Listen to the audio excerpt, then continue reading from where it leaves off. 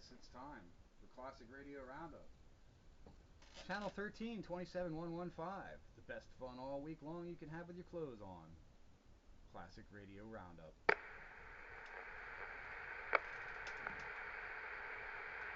Yep. Can you say that again? Hello, Preacher Man. Hello, Classic Radio Roundup. Evening, Preacher Man. Sparky waving. Evening, Sparky. Running this old Cobra 139. Yeah. 139. Spitfire here on my Tram XL 100 vacuum tube mobile radio. Vacuum tube mobile? That's right. It is a vacuum tube mobile, two-piece radio. Has a power supply to make the high voltage, and then there's the radio itself on an umbilical cord. Yep. 1966 vintage mobile vacuum tube radio. Is that a tube radio or a transistor? It is a tube, vacuum tube, hollow state mobile radio, 1966 vintage. And that must be one heck of a big radio. Well, actually it's not, because it's a two-piece radio. It has two separate pieces. There's the transmitter and the receiver, and then all the power supplies in another box. Painful. Never saw one of those. Well, Google is your friend. Google Tram XL 100 and you'll get a gander at my 1966 hollow state vacuum tube high level plate modulated mobile radio. Hold on. Now that's a classic radio. Yeah, pretty daggone classic. It's very cool. Feedback now, Waltz. You even need a key. You even need a key to start it. It has an off power switch that has an actual key you need to insert. If you take the key out, you can't turn the radio on. Yeah, it's to keep unauthorized people from using it. Evening, Sandbagger. That's right. We wouldn't want unauthorized people using it. No, that could end poorly. Better have a license for that rig. Yeah, you did back in the day. Grand off the day, needed a license for it. I'm sure somebody still has it out there. KFS 6662. I can hear y'all now. There's a break in there. Yeah, hopefully on all four wheels. Couple of breakers. Any breakers? Jump. It's your turn. Go ahead. What's the name of that radio again? That's a Cobra base station, 139. Any good place around here where I can get an FM mobile? 23 crystal controlled channels. I got 40.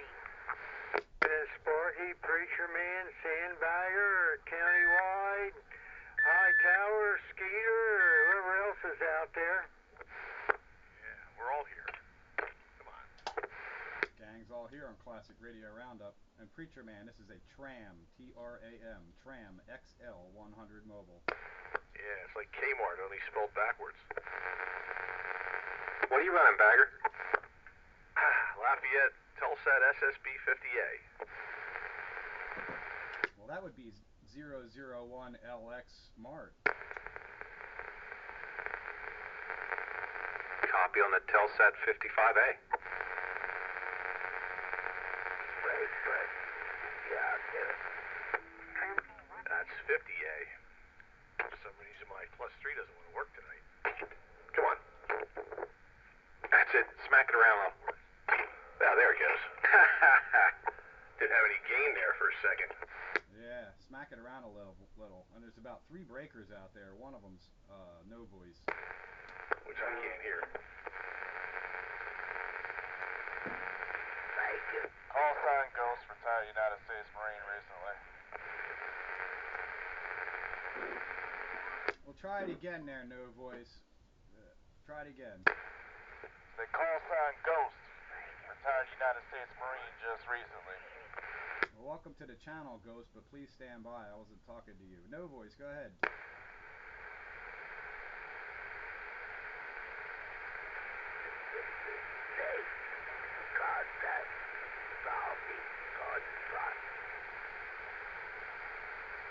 I'm sorry, no voice. I just can't. Does anybody else got a copy on him? Not in the least. Anyway, hey Ghost, welcome to the channel and Classic Radio Roundup. Thank you for your service and all that jazz. But yeah, here we are every Wednesday night playing with antique radios. Ghost, you got the Spitfire here, 441. Yeah, sorry about that. I thought you were talking to me because my last transmission said you couldn't hear me. Yeah, well, I guess there's a bit of confusion. There's a whole lot of breakers and a whole lot of activity, and Classic Radio Roundup brings everybody out, and everybody wants to talk. So I'll try to get everybody to get their turn if we can. So anyway, take your turn. Roger that. I copy that. I was first time here. You know, I used to be on channel 21 back in the day when it used to be, I guess, the Pottstown channel. Ain't nobody on there now, but I was wondering where the hell I can get a damn amp for this mobile radio I got here. I got a damn Cobra 29, one of those new LED ones. I got a peek this week down in South Carolina at a CB shop. Well, all I can tell you is maybe visit one of the CB shops around here. There's 2 Watt Willie out there in Reading, and Papa Bear up on 222. They're the only places locally I know of. And maybe somebody locally's got one for sale you can hook up with. But anyway, that's the best I can do with that. But welcome to the channel. There's always somebody here. 21 is no longer quite as active. Well, I don't want to go there, but anyway, we're here now. There's the 21, and then there's channel 13 in the area, and depending on, I guess, where you fall in society is what channel you'll wind up on, Brigger. And then there's 14. You probably can't hear me. I used to have a damn dynamite, or not dynamite, a power mic on here, and that damn thing took a shit. And we do try to keep it clean here, you know. Channel 21, do what you want, but here we try to keep it a family type channel because we do have families that do listen. Sorry about that. Just a sailor bouncing me. That's all right. Don't worry about it. I was a sailor for 20 years, so I got a potty mouth too. But during the roundup, we try to keep it clean. Just letting you know what the ground rules are, brother. Gotcha. So leave it, Charlie.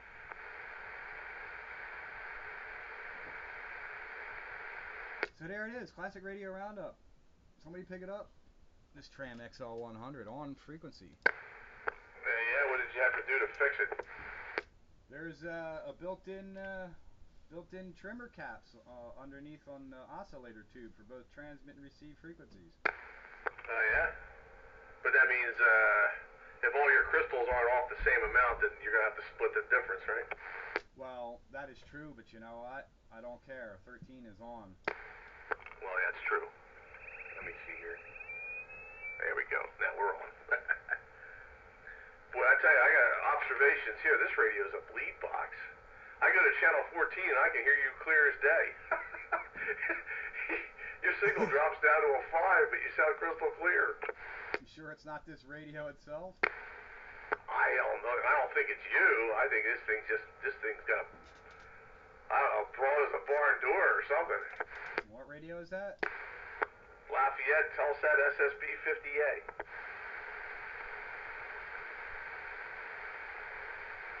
Broad as a barn door. Well, under crowded conditions, you ain't using that one.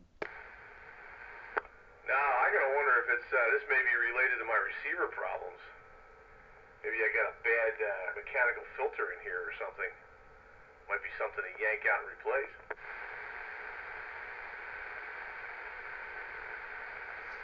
Yeah, I went through and realigned this Tram XL today, and it came out all right. Everything went well, and I found one of the slugs on the transmitter was broken, like the form, you know, and the only thing holding it there was the wires.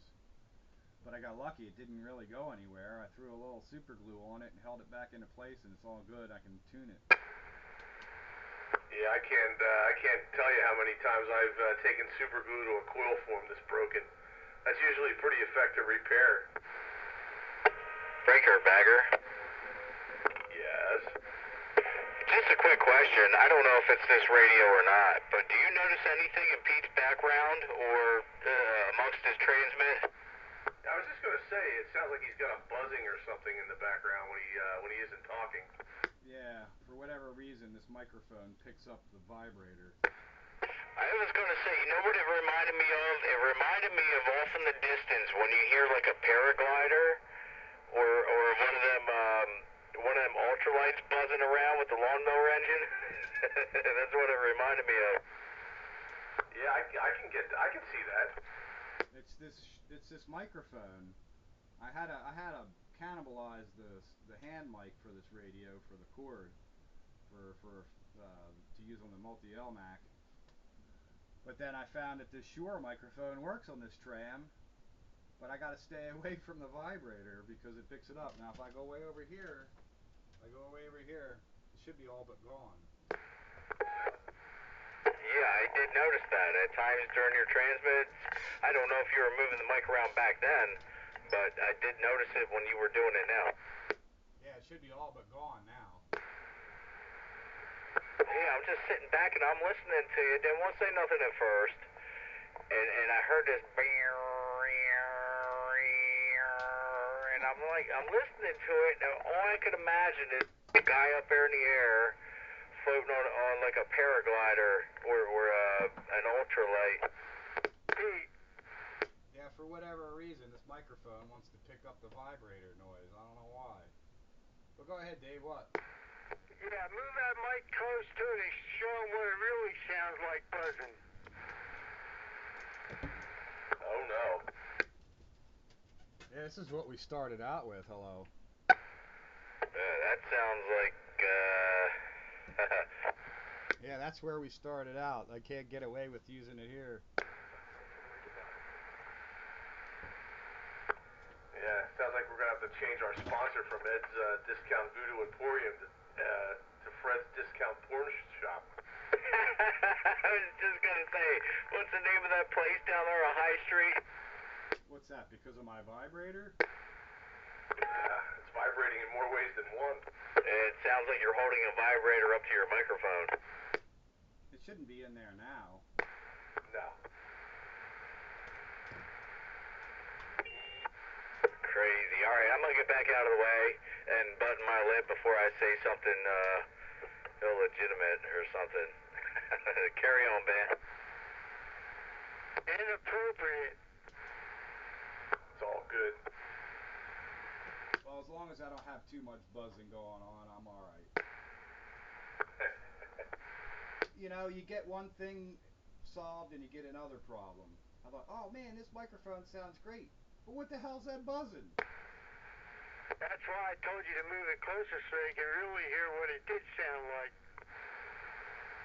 That's a new sound for me. I don't think I've ever heard anything like that over the CB radio airwaves. Next thing you know, somebody will want to make a noise toy out of it. Well, I wish you didn't have to hear it.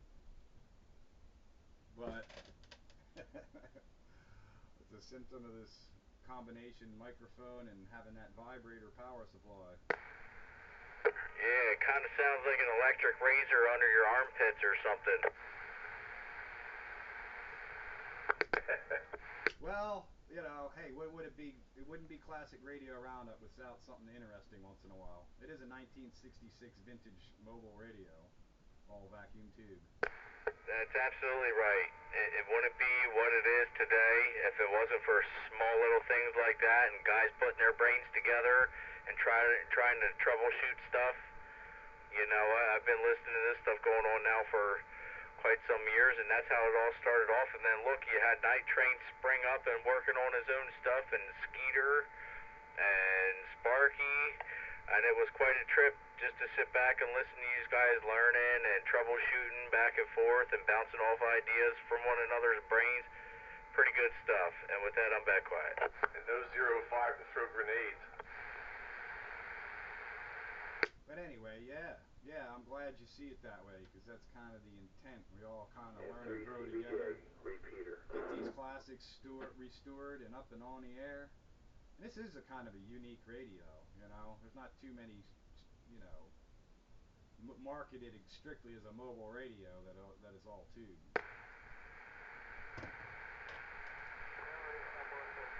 Yeah.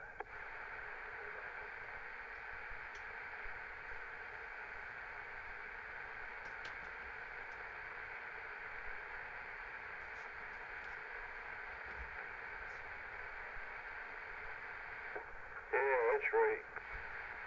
Hello, Ron. Howdy, Sinbad. Listen, hey, how's this 31-foot IMAX? That sounds boofy. Get out of here. Yeah, it sounds kind of bassy, but then I don't know. I don't trust this radio quite yet. Oh, super sidekick. Ah, that's why. Okay. Explains everything. I think it actually sounds pretty nice. Yeah, it's just a lot of low end.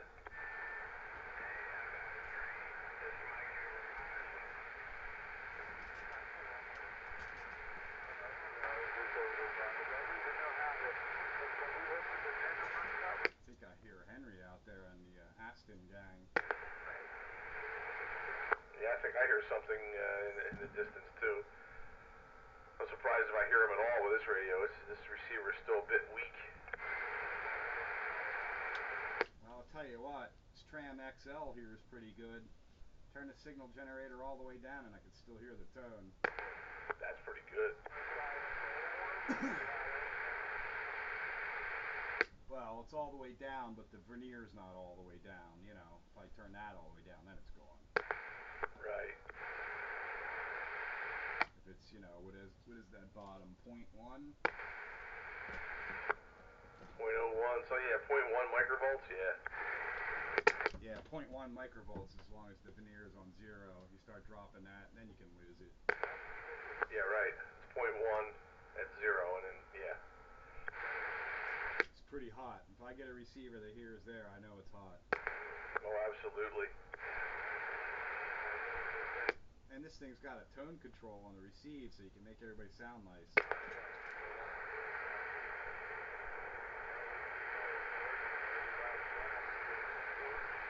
Does it work for everybody, or is it kind of like a clarifier? You got to keep fiddling with it. No, I just set it in a little bit on the trebly side, and everybody comes through sounding nice. You know, you just set it where it's good for you, and yeah, it works. It just puts everybody in the right place. Copy. And Dave, it's got one of them super smooth tube squelches. Yeah, most tube radios have that nice and smooth squelch action, which I kind of like. Shame that there's a few solid state radios that can come awfully close to it, but not too many. The only one of my solid states that comes really close is that Bearcat 23. My high gain does a pretty good job. I think the Midland 885 does too.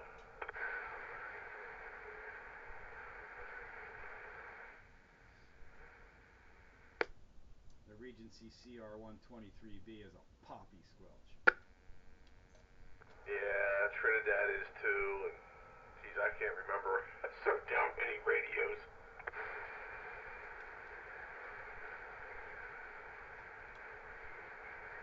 I think the 898B Midland, and that's also got a popper. But this thing's got such a nice quiet noise floor, you don't really even need to use the squelch.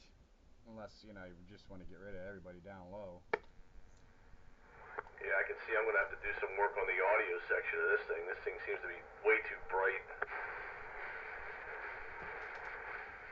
Sounds good over here. That's why I put the +3 on it, because I figured a D104 is going to be awfully bright. Well, this is a Shure 450. Oh yeah? Unamplified? Unamplified. God, good audio for not amplified.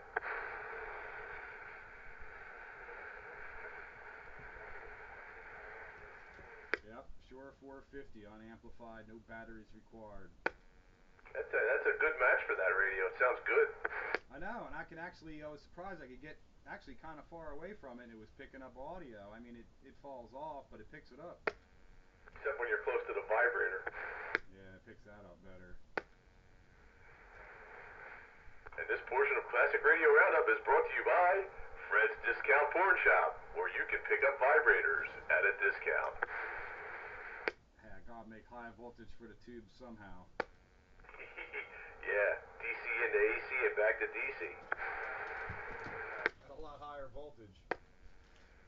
Yeah, because they haven't figured out a way to step up DC through a transformer. It's got to be AC.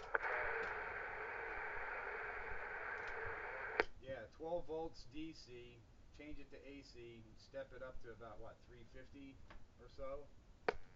And now you've got a squeal going on there. I heard that, but now I don't have it. No, it's gone again. Yeah, you gotta watch the proximity of this microphone. They call it, what does it say? Controlled magnetic microphone, whatever the hell that means. Yeah, I was just looking at this one. It's a Shure CM17L, same thing. I'm going to put my sidekick on here and see what it sounds like. That one got the neck that extends up, Pete? That's a Roger. This is probably just like it's got a normal and a Vox switch on the bottom? High and low impedance on mine. That's like a Shure 444. Looks just like it, I understand, because Quarter Wave Dave has one, but then there's differences on the bottom. I had a gray version of it way back in the day. Hey, there you go. What's this thing sound like? That sounds good. Not much different than the other. This is exactly like, you know, in appearance, like the 444. But this is a 450. And it only has high and low impedance switch on the bottom. Man, could you imagine an amplified mic on this radio? It'd probably be too much. Well, that's the thing with tube radios. They're high impedance, and you put an amplified high impedance mic on there, and they usually sound good. That Browning of mine, I have an unamplified D104 on it. You know, it's blasting loud. Show you right. You can get away with those then. You know, transistor radios with low impedance mics, see, they tend to fall short. Yeah, I think this microphone is going to stay mated to this radio. I just got to figure out a way to get the buzz out of there. I want to get it close to the power supply. Maybe you need a little bit better shielding. Has that got a straight cord on it or a coiled cord? Straight cord. Yeah, maybe if you put a coiled cord on there, it would get rid of it. Yeah, I'm going to have to do that. Would any capacitors in there, like capacitor from mic audio to ground or something, help? Maybe, but you've got to be careful. Don't go too high in value. You'll start rolling off your audio. I would go with like maybe .001 or something. Something to try. Yeah, I wouldn't go too much higher than that though, because you'll start to roll off your high end and it'll start sounding boofy. Don't want any boofy, baby. Yeah, you get that buzz out of there. I'd say that radio's train approved. Well, I think the buzz is out of there if I stay far enough away. What if you just ran 12 volts to it? It's the only way you can run it. Put in AC instead. I guess you can't? I have to look and see. I don't think so, though. I think the power supply is 12 volts, and that's that. I think they had two different supplies for that radio. One was an AC and one's DC. I think that's the difference. I would have to search out the AC supply. The DC supply has the vibrator in it, so we would have to find the other supply for it. It's probably made of unobtainium. Or you'd have to build one. That doesn't really sound like fun. Actually, it sounds like an interesting project. Certainly doable, I'm sure. Yeah, I mean, all you gotta do is find yourself an old scrap chassis tube radio and pull the power transformer out of it. It probably, most likelihood, will develop the right kind of voltages that you need. Yeah, you know, that just became a whole lot easier. I've got a couple of carcasses there. I know the transformers are good. All you gotta do is look at the SAMs or whatever and find out what that thing supplies as far as voltage goes, and come up with a circuit using a power transformer that delivers the same, and you're good. You're good to go. Yeah, it has the pin out and everything for the back for the umbilical cord, so it's just be a matter of filament voltages and then a couple of probably different high voltages. Yeah, what does that thing got? 6-volt tubes wired in series across the 12 volts to light them up? I have to double check the schematic. Yeah, either that or 12 volters. They're 6 volters, they string a pair of them in series, across the 12 volt line. With a new 575. They got one out there. You gotta look in your Sam's book, Pete. I hear night train in the distance, I think. But yeah, they're all 6-volt tubes. 6GK5, BR8. They all use a lot of weird tubes. 6BK7 has a 12AX7 and a 12AT7 in there. Everything else is 6-volt tubes. The final is a 6GK6. Sounds a lot like the old Titan. That is train out there, I think. I wonder if it's a Titan in a mobile chassis. Might be some similarities. I'd have to see the schematic of both of them. I don't know, escuchani, but Sparky, hello, Pete. Night train mobile. I hear you out there, Night Train. Sparky waving back. Hello, Night Train Countywide. Where you at, Train? You on 422 train? No, coming up from Ashton, Delaware County there. Copy on the Delaware County. All right, yeah, a bunch of us heard you in there, Night Train. Yeah, I was talking with Henry, man. Talking with Henry. I'm on Route 1 north, around Newtown Square, 10th. Oh, you're right down there with the Aston crew. Yeah, he said he was chatting with Henry while he was down there. So we made a pass through and said hello to the Parallel Classic Radio group down there. There you go. Sounds good, man. Hello there, Dave. Hello, Pete. Hey, how do I sound on this trashy tram there? Is it train approved? Yes, sir. Yes, sir. It is train approved. 10-4. Alright, you just made my day. You just made my day. Night Train, carry on. 441 countywide on this trashy Tram XL 100 Mobile.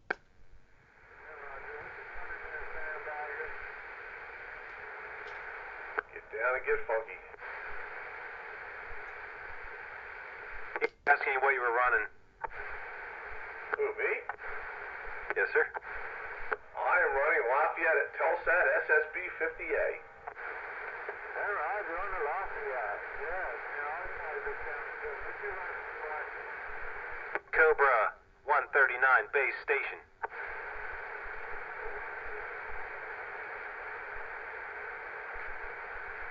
"23 channels of Glee."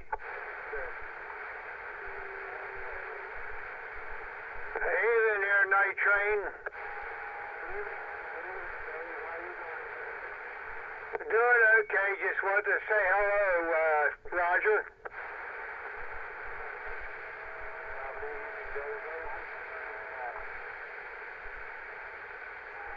Tag 4. I'm going to be on the side when we get back to the other guys. I'm listening. He was asking you what you were running. I'm on the Pierce Simpson Bangle right now.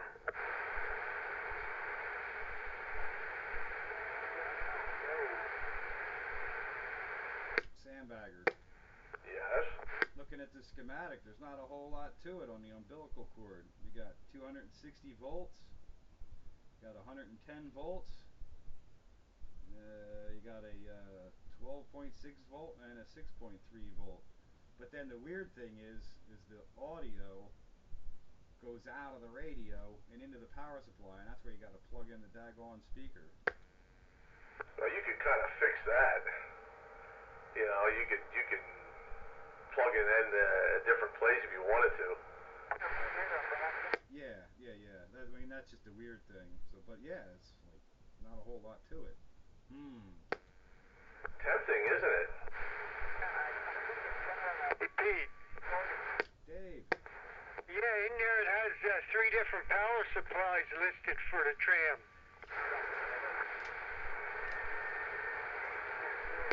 I see two of them. It has, underneath the trade name, where it has Tram XL, it has PS 103, PS 104, and PS 102. One's AC power supply, one's 6 volt, and one's a 12 volt. You know, I'm looking at this thing. I wonder if there's a schematic for this, for the 120 volt one, and I just copy it.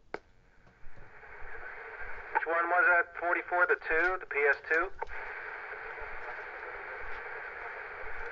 102 is 12 volt.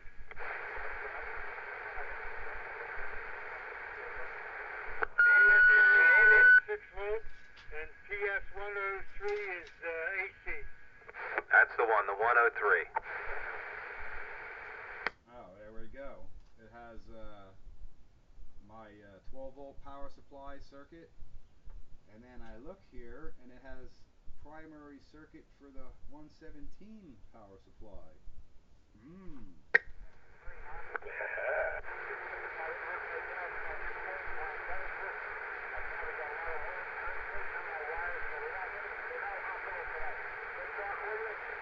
Is that the original operator way out there?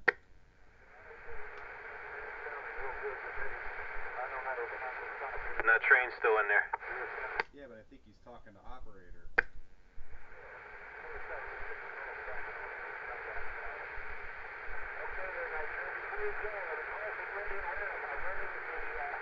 Now.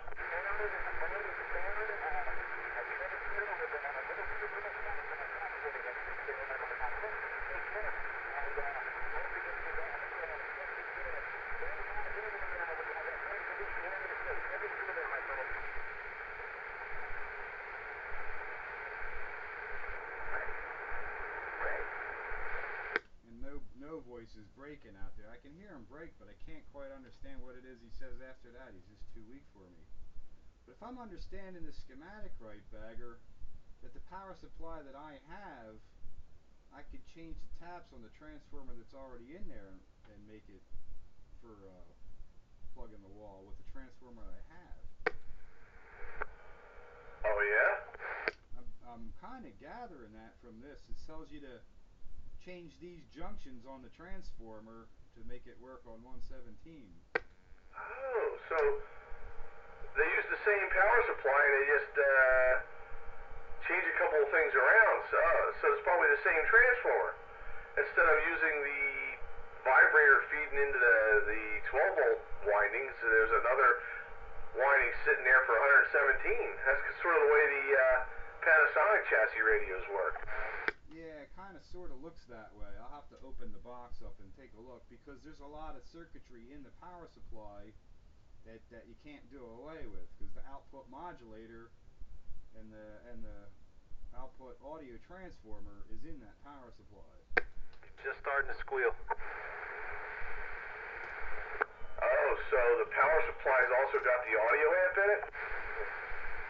That's correct. Oh, yeah, that makes it a little more difficult. That's also correct. But I'll see if I can go in there and change taps and make it plug in the wall and bypass the vibrator.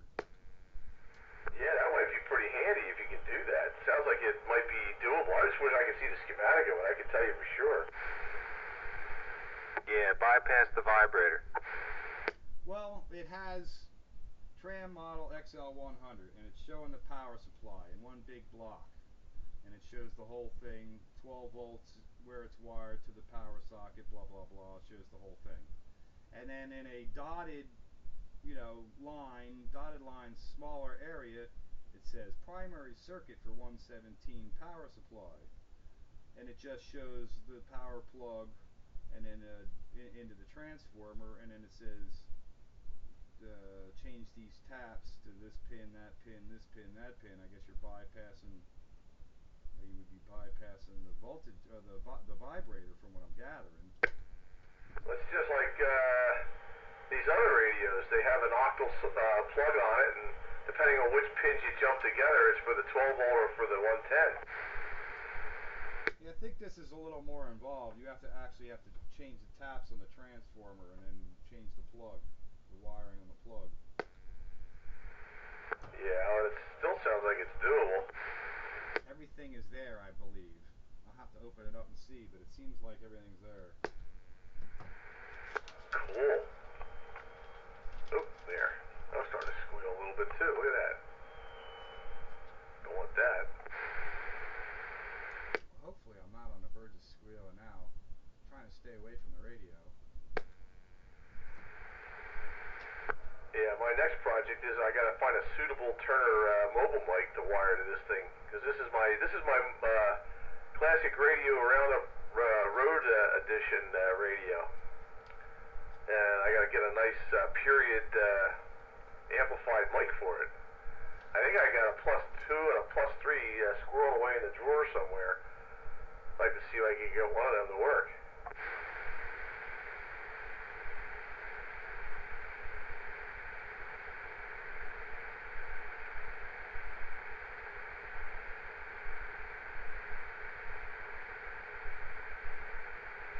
Are you doing a video gate tonight?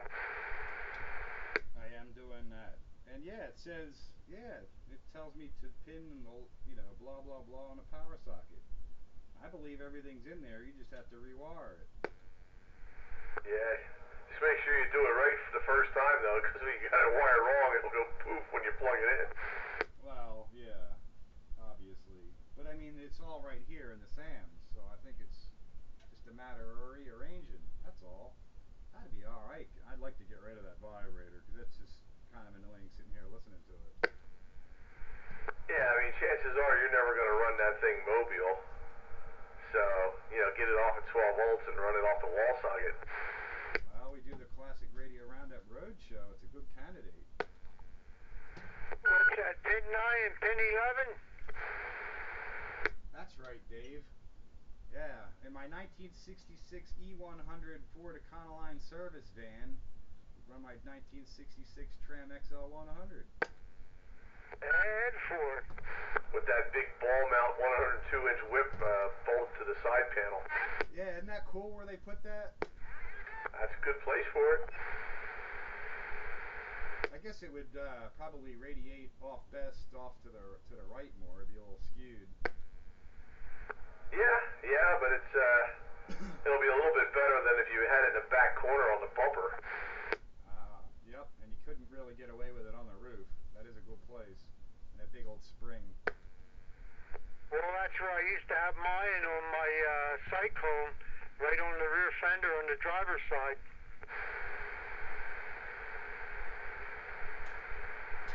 Yeah, that's where a lot of people put them.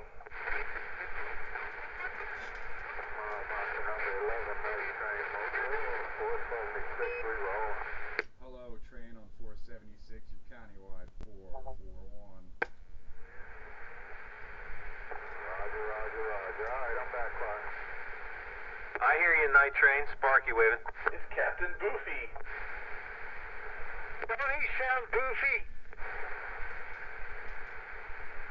It's Captain Boofy. Boofy, baby. Lord God King Boofy. Oh, Captain Boofy like Captain Coleslaw, right? Hey, Roger, right on.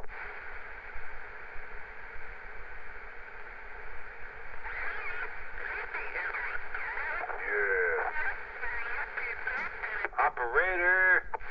Good. I was trying to pull you out from Phoenixville, man, today. Yeah, I turned on the box in the car. Yeah, it works out better with the antenna on the back corner instead of being in where I had it before, but then it makes it more, I had to point my car or wherever I needed to talk to, Yeah, I did hear you in there finally in the end. I was coming down into Collegeville. Does that mic, where's your mic gain at that, on that mic? The one in the car, I think it's around a 7. Yeah, I meant the mic you're running now. What, you're running a +3? No, this is a D104 Lollipop. Okay. You were on the +3 earlier there, right? No, it was actually on the Turner Sidekick. Did you get one of them blue ones? No, it's black one. Black one, I got you. I got another Turner +3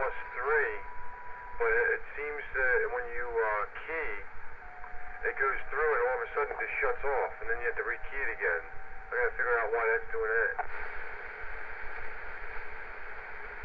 I love them classic radios and mics, man. This radio wouldn't transmit at first. I brought it on. I had to flick the noise blank CBPA switch a whole bunch of times, and it woke up again. Gotta love them simple fixes.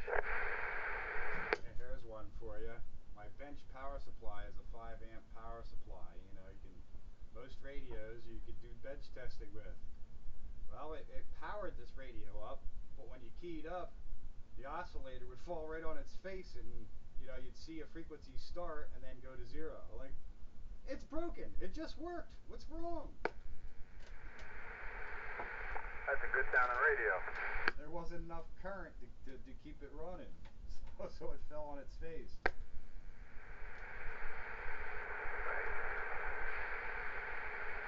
It's a tram train. Where you at, Night Train?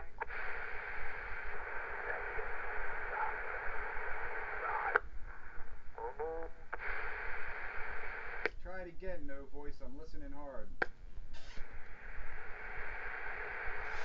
He was asking for me. How you doing, no voice?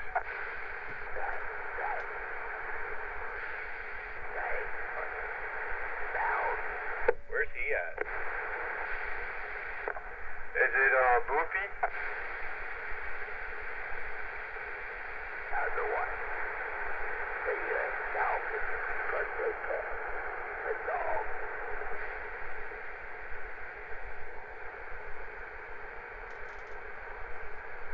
This mic's coming through clearly, right?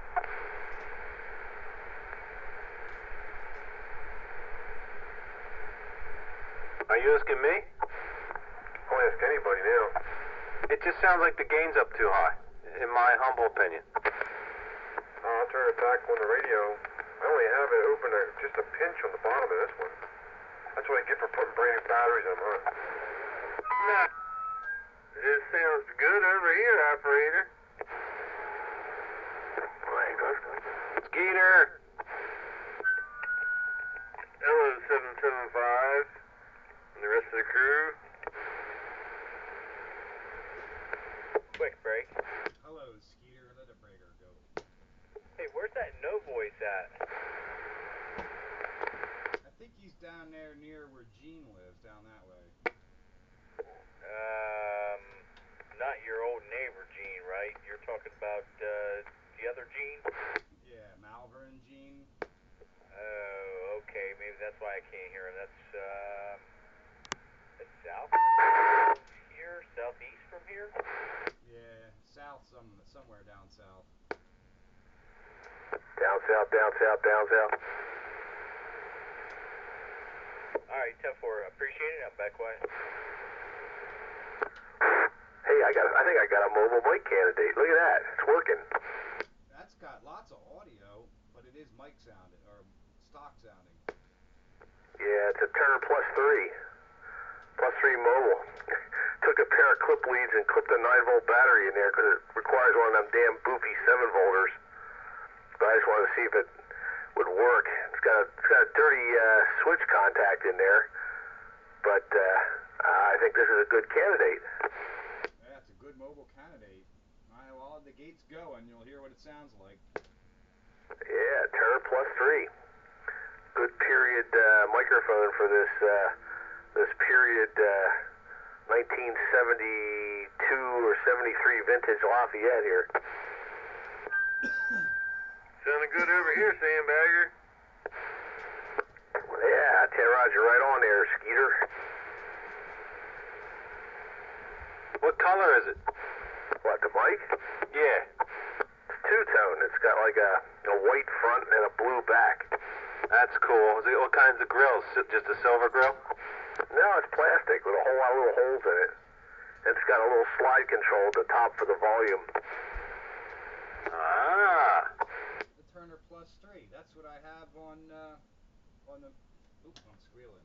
That's what's on the Metrotech Mustang 2. Has one of them wired to it.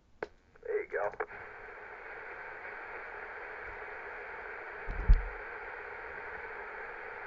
I also have a plus 2 here, but it's a little harder to hook up a clip lead to it because you got to take the whole case apart to get to the battery. The plus 3 is nice. You just got the little door on the back you can pull open. Yeah, and the battery clips into that door as you pull it open. Yeah, exactly. Yeah, somebody had hardwired one onto my Metrotech Mustang too, and I saw that on the bay. I was like, oh, I have to try that, and that makes it sound pretty good. But right now there's an issue with my slide pod. I gotta get in there and clean it.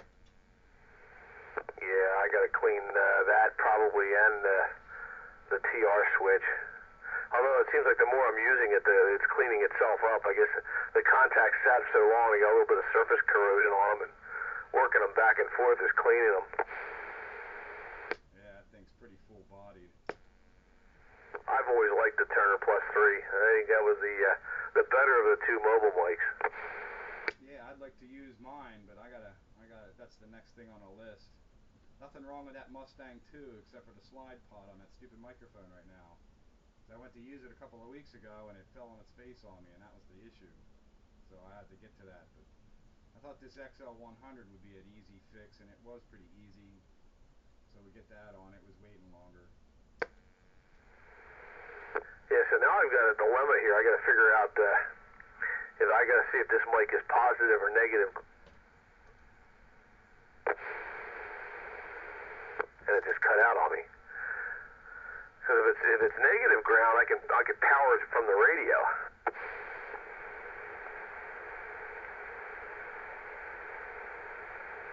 You know, I had thought about doing that on the Mustang too. Should be able to do that. Yeah, it's a little tougher with it.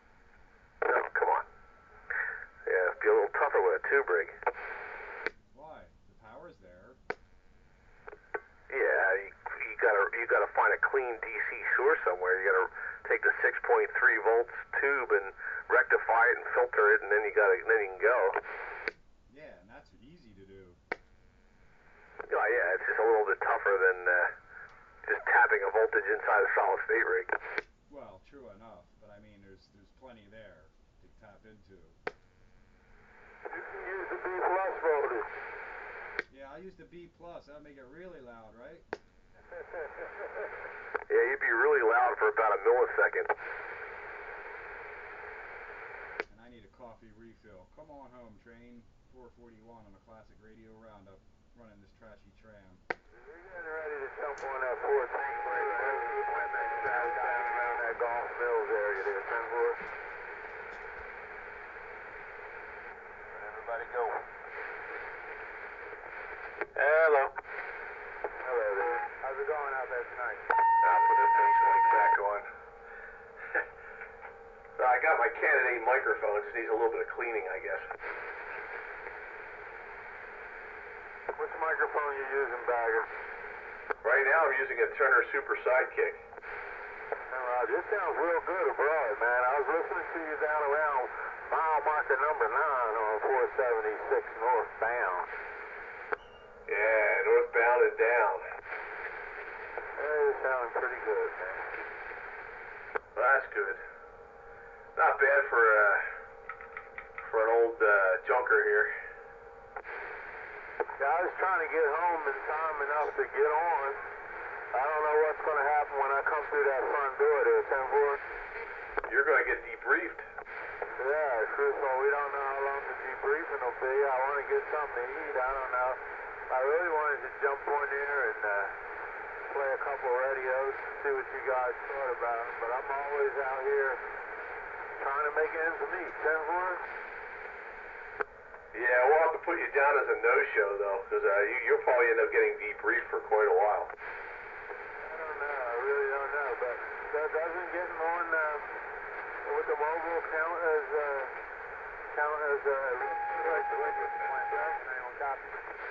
Say that again? Doesn't it count that I'm on with my mobile making my way back home? Ah, yeah. Yeah, that does count. It definitely does count. But it's not a classic. I know it ain't no classic. Night train. At least you didn't put that boofy echo mic on. Night train. Night train, somebody out there shouting for you. Yeah, I thought I heard it was Dave.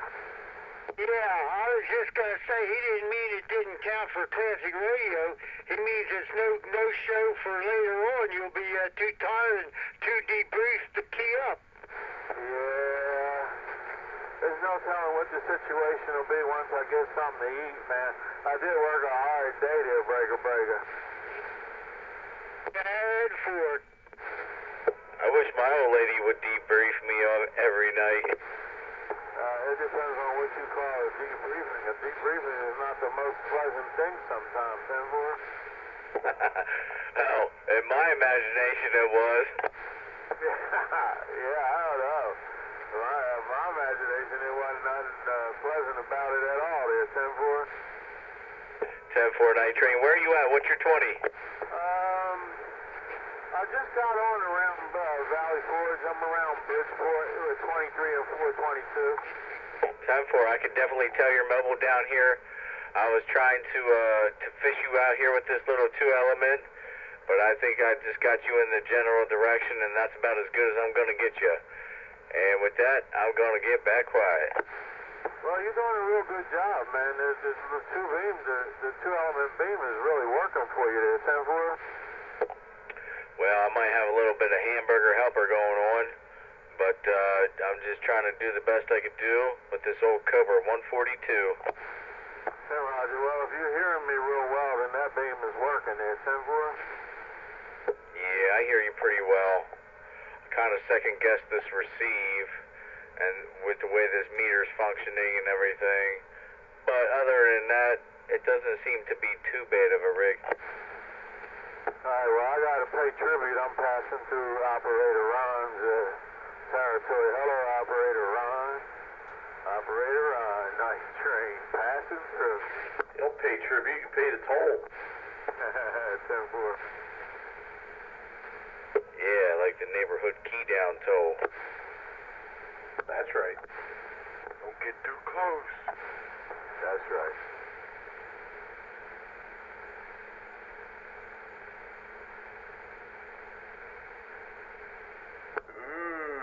This is a negative ground mic. Ooh.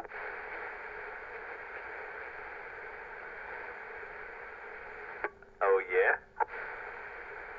Yeah, I can power this from the radio.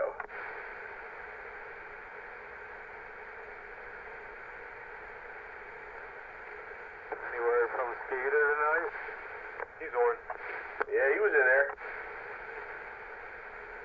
Where you at, Skeeter? Oh, we in here. We're just laying low. I heard you all the way down there in Aspen. Yeah, I gotta make sure you heard me there, Breaker. I just sitting here sandbagging. You getting to be like cameraman now, Silver?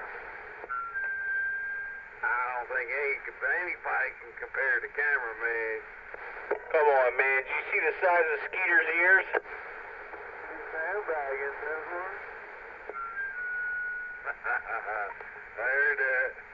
I'm looking on Craigslist at boats. Boats? Yeah. Looking to buy another boat?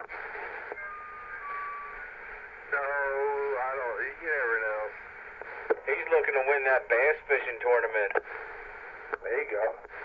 You gotta realize with all that extra overtime he's putting in, he's gotta have some place to put that money. You might as well invest in your hobby. Or should I say your favorite hobby? I was just looking on here, see if the people aren't really selling them cheap yet. They're still up there. What, boats? Yeah, they're just, they got 1988 boats in here. The guy wants $11,000 for them. That's crazy. Well, he'll continue to want that for it. I saw boats that were only maybe 15 years old for that amount of money. Decent sized ones too.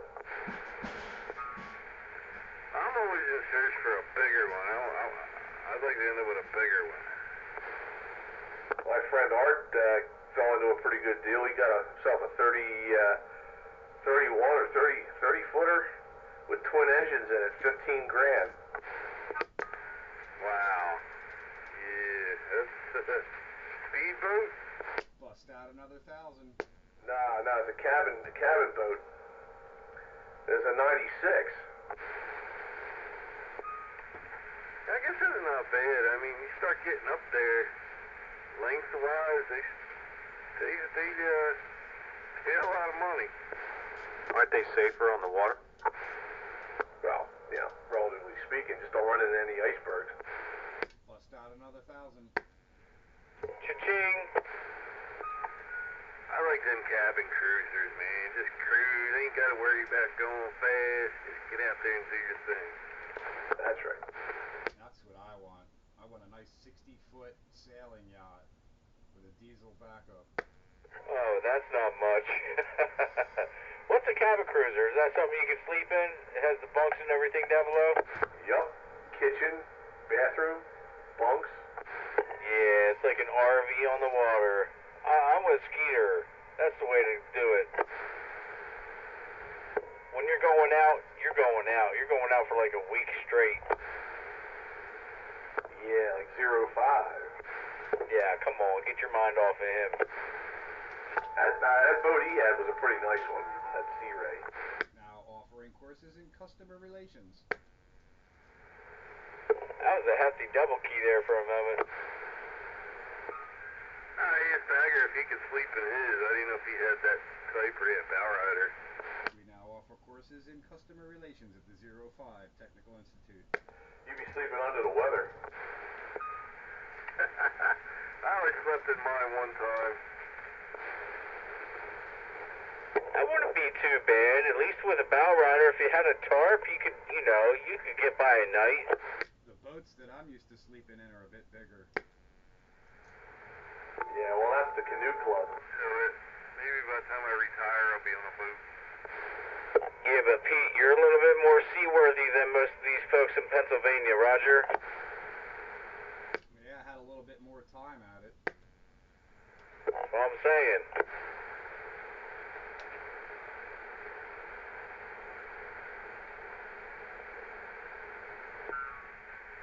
She wants to buy a hot rod. I'm kind of up for that myself, too. Yeah, I could see Skeeter, all big and tall like he is, stuffing himself into a little Ford coupe, open wheel, no fenders. I always wanted a T-bucket, you know what I mean? The T-bucket, the motor's sticking out there in the sun, tires sticking out, nothing but a bucket. Yeah, big old headers shooting flames out of the top of it, chop top. Skeeter's head poking up out of the top. Like, oh, never mind. Uh-oh. Hey, I suggested it. She okayed it. Good for you, man. I'd jump on it. Why are you looking at Craigslist for boats? I'd be on eBay for hot rods. Yeah, I think I'll turn the page here. Hot rods.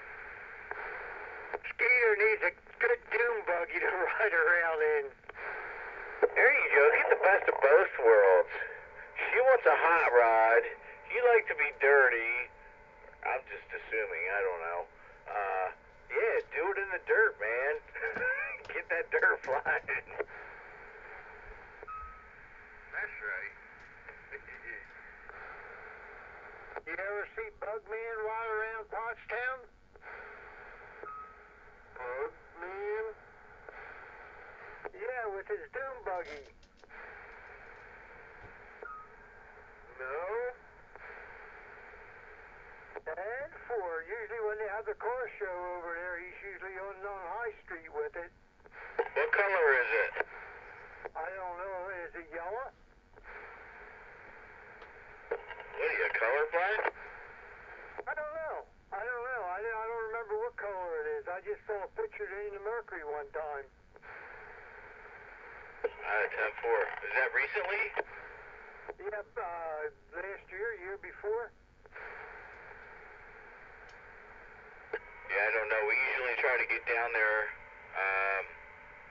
at least once or twice. I don't recall seeing that one down there. 10-4.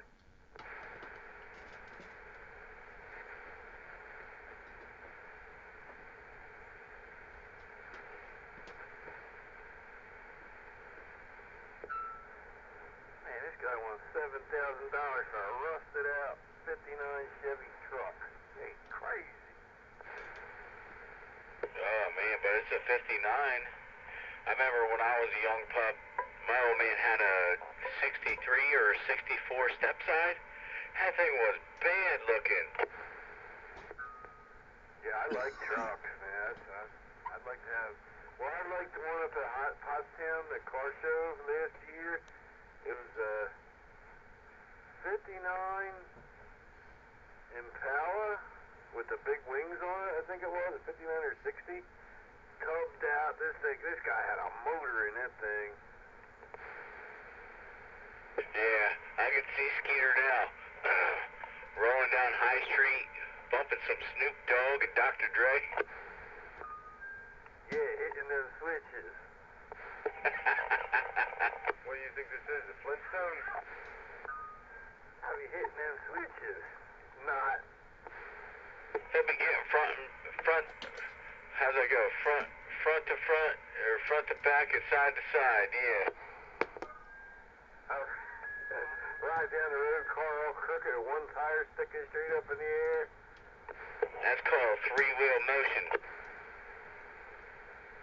My Cadillac does three-wheel motion. That ain't never gonna happen over here. Yeah, you better stick to your classic radios. We're getting way off topic here. I have a 65 Cadillac I can three-wheel motion with.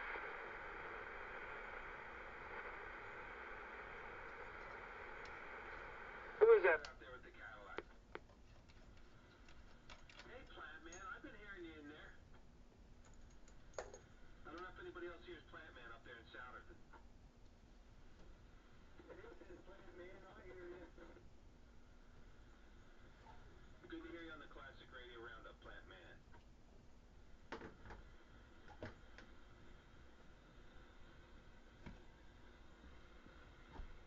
No, I have a good signal on you, though.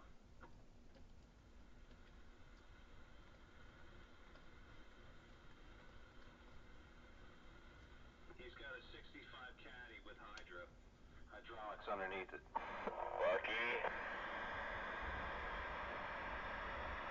That's Tickle's friend up there. Where's Tickle tonight? Rigger. There he is. How we doing tonight, gentlemen? Evening, Tickle. Just heard your buddy breaking in there, and good to hear you on the air. 775 on the side. How you doing, Sparky? Yeah, I had to run my son home and take the car because dummy me decided to get my truck stuck in my yard. It felt pretty crunchy when I pulled in my driveway. I could see where you get your truck stuck in your own yard. All right, you all double key. What'd you say, Sparky? Yeah, my driveway was real slushy. Oh, no, my driveway's fine. My driveway's nice and clear. Plant Man takes care of that. It's because dummy me decided to pull into the snow in the yard, thinking, all right, four-wheel drive, no problem. And I pulled a little too far in, high-centered it, and then trying to get out, I dug the front axle in. See? You think it's no problem? Oops. I'll be up there to grab you in a second, Tickle. And I do hear that. What is it, Plowman? That's Plant Man up in Souderton, Tickle's buddy. He's on his way to pull Tickle out of his yard. he was doing some turfing. Roger on the Plant Man to the rescue. Yeah, I hear him over here. And hello, Tickle. And it is top of the halftime for Classic Radio Roundup, and I made the switch. 441. Switch back. What do you mean switch back? Switch back. You sound like you're underwater. I barely hear you.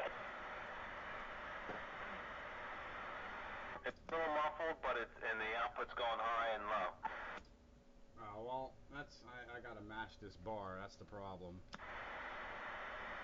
Oh, there you are. I just gotta remember to match the bar on this thing. There ought to be plenty of audio now.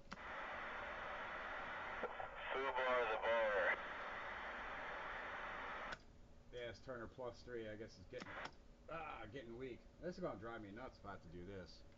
Oh no, just keep using it. It'll self-clean. They got wiping contacts in there. Yeah, I hope so. That's what the last guy said. Hammer down. Sparky. Hello. I can't pull it out. Chester County down there. I hear you. Yeah, just keep using it. That's what she said. Evening, Chuck. Good evening, everybody, countywide. Yeah, that's it. Hello. Hello, Chuck. Hello, Chuck. Night Train Mobile. Hello, Chuck. Hello. Hey, Pete, I talked to that three-lander out in Arizona the other day. He had mentioned you. He had worked you earlier in the day. Yeah, we had a... Let me match this. Uh-oh, I'm gonna have to switch back. This is gonna drive me... Hello. I tried telling you, man. Tried telling you to switch back. Yeah, looks like I might have to switch back. Yeah, I had a long chat with that guy in Arizona. Yeah, the conditions were changing, so he had mentioned he used to live in the area. What was his call? Let me see. Yeah, he said he looked into places to retire and New Mexico was it. He says he can go for a nice 3-hour drive before he hits any traffic. K3IAN. That's the one. Vaguely familiar.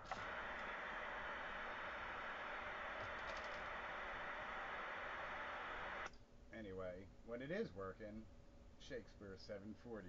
I think it sounds distorted. It sounds better, cleaner when it shorts out, but it's low. Well, it's probably too much mic. Yeah, it sounds like a mic issue. Is that a D2-1A or something? No. Ugh. It's the only mic I got. Oh, man. High volume modulation, and in the middle nice, and then it drops off.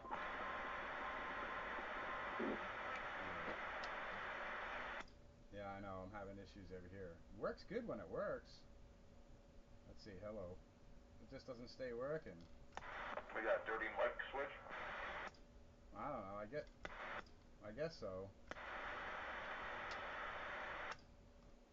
Yeah, I guess it is. It's a Turner +3. I can see it dropping off, but I'm mashing the hell out of it.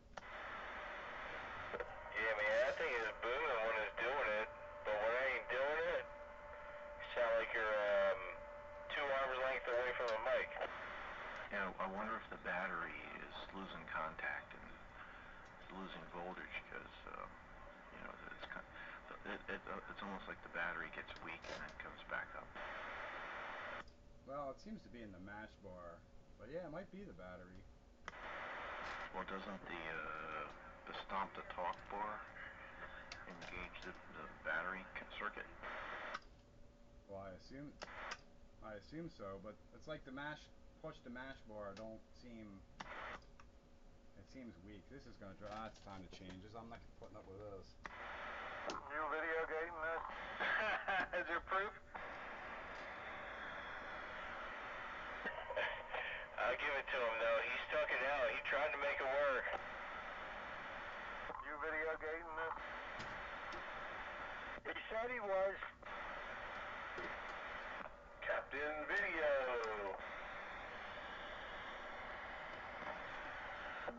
Yeah. Hey, Chuck, Night Train Mobile waving at you. Hello, Night Train. How you doing? Alright, I heard you in there. I figured.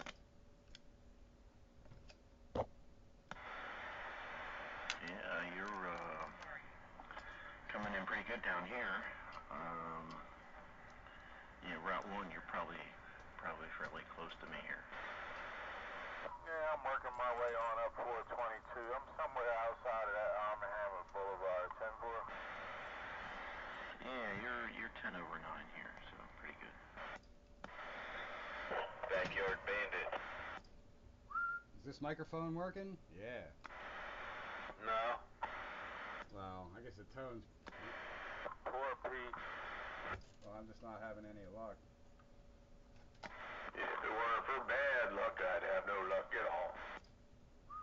Looks like there's audio, but it is falling. What the hell? Hey, Pete.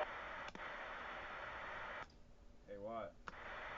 I don't know, but when I had that radio, I noticed how, you know, the center hump in that 4-pin, if you look at that plug, it's barely even there. So I think maybe that's how that little beeper board might have got smoked, is I slipped it in the wrong way. I did notice I plugged in the D104 the wrong way one time. It slipped right in there. It's like you wouldn't never known, but it wasn't working right. Took the plug out, and that's when I seen that shallow, I mean, it's a shallow hump. Yeah, I know, but that's not the issue here. I don't know what the issue is, but that ain't it. M4, I was just trying to say, because sometimes those pins inside that I mic know plug what you're get a little talking stretched about. out, Dude, I wasn't depending born on yesterday. what you're plugging it into. Some of them fit tighter than others. I wasn't born I don't know, yesterday. I thought maybe that could be a place to check out.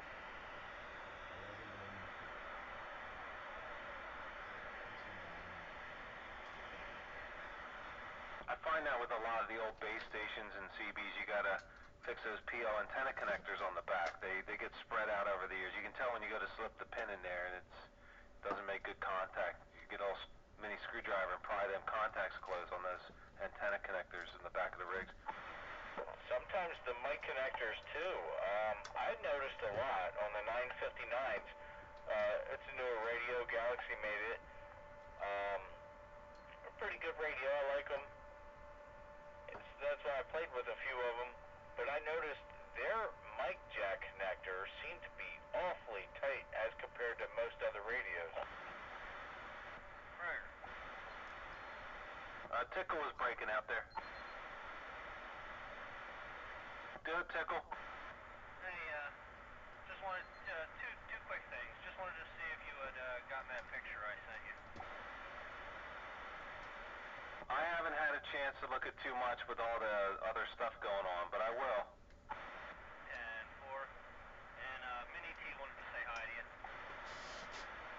Evening, Mini T and Fidget, if you're out there. Fidget's sleeping. Fidget's in bed already. Mini T says hello. Hello. Ready? What kind of radio are you working on? Do you know?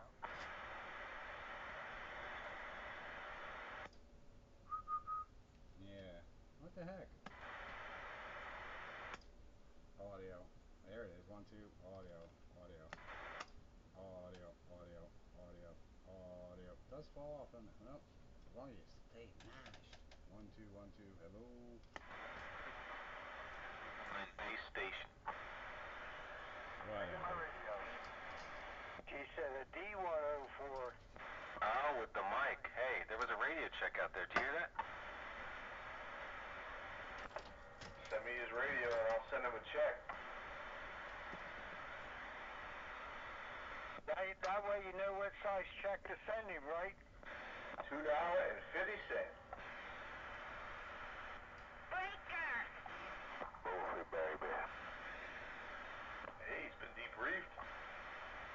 No, I'm not home yet. Oh, you're still gallivanting.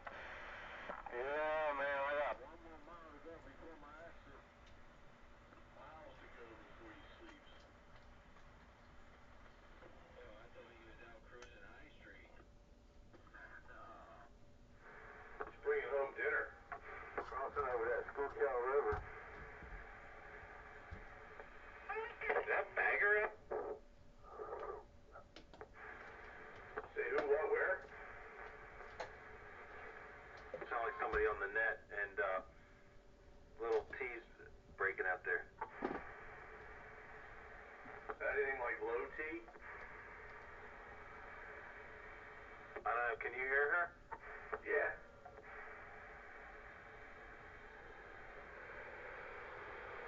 Go ahead, Mini T, was there something you wanted to say?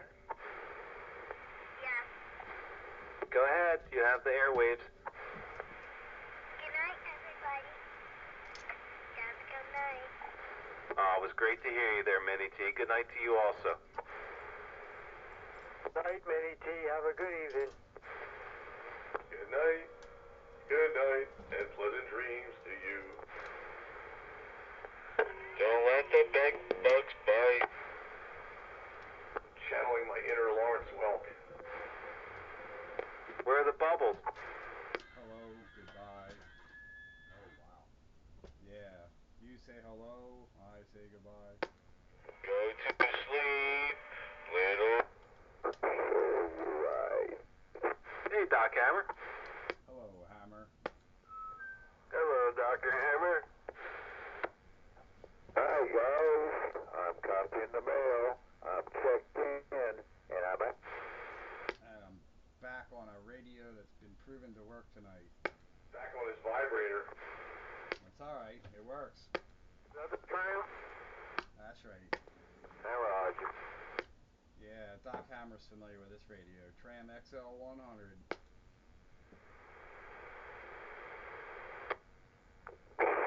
Right.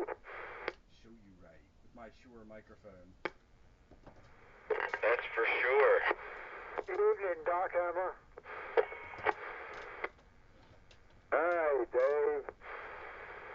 Just wanted to come in here and say hello. We'll leave you get back to the others.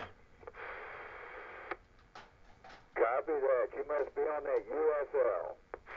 10-4, we're on the USL. Copy that, too. Hello, Bagger. What do you say there, Hammer?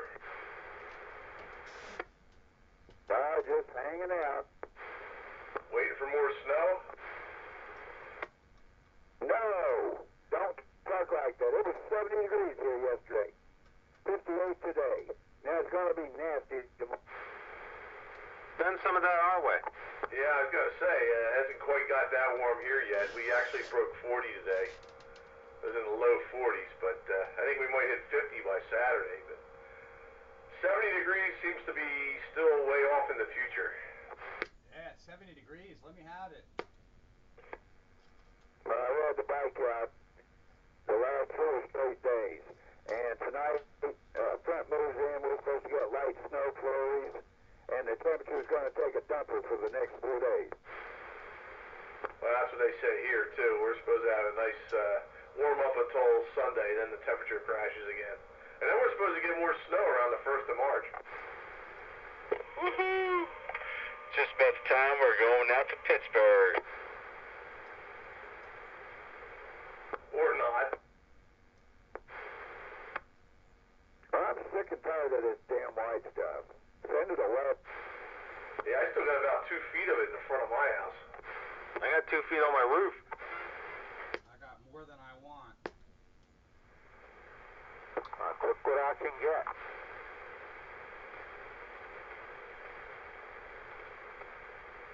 Do you guys have a lightning storm here today? Man, Work? Yeah, thunderstorm. Came down in buckets for about 5 minutes. there was a thunderstorm and I thought something blew up. The dogs started barking their heads off. I'm like, what the hell did I just hear? And I went outside and I heard it again. I'm like, is that thunder? And then bam, there it was again and lightning flash. Yep, that was thunder. I was listening to the radio station today. They thought they were having an earthquake because they're in a soundproof room. They couldn't hear the thunder, but they heard everything shake, or they felt everything shaking and saw windows and stuff shaking. They thought they were experiencing an earthquake. You know why they said it was like that? Because the ceiling was low and it rumbled. Made me disconnect everything in his house. Yeah, it was a big time rumble. It sounded like a damn explosion. We were in the high rise down in Philly, and I thought somebody was taking pictures, and then I heard the boom. Get ready to rumble. That's what people were reporting. They saw a big flash, but nobody knew what the flash was. I guess because it's winter time and they're not used to it.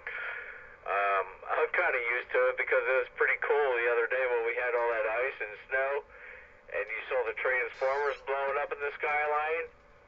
You know, you see big flashes. Come on, people. It's not an earthquake. They said that particular thunder broke a few windows, man. It was so loud. Really? Yeah, somebody reported broken windows behind that one. That's bizarre.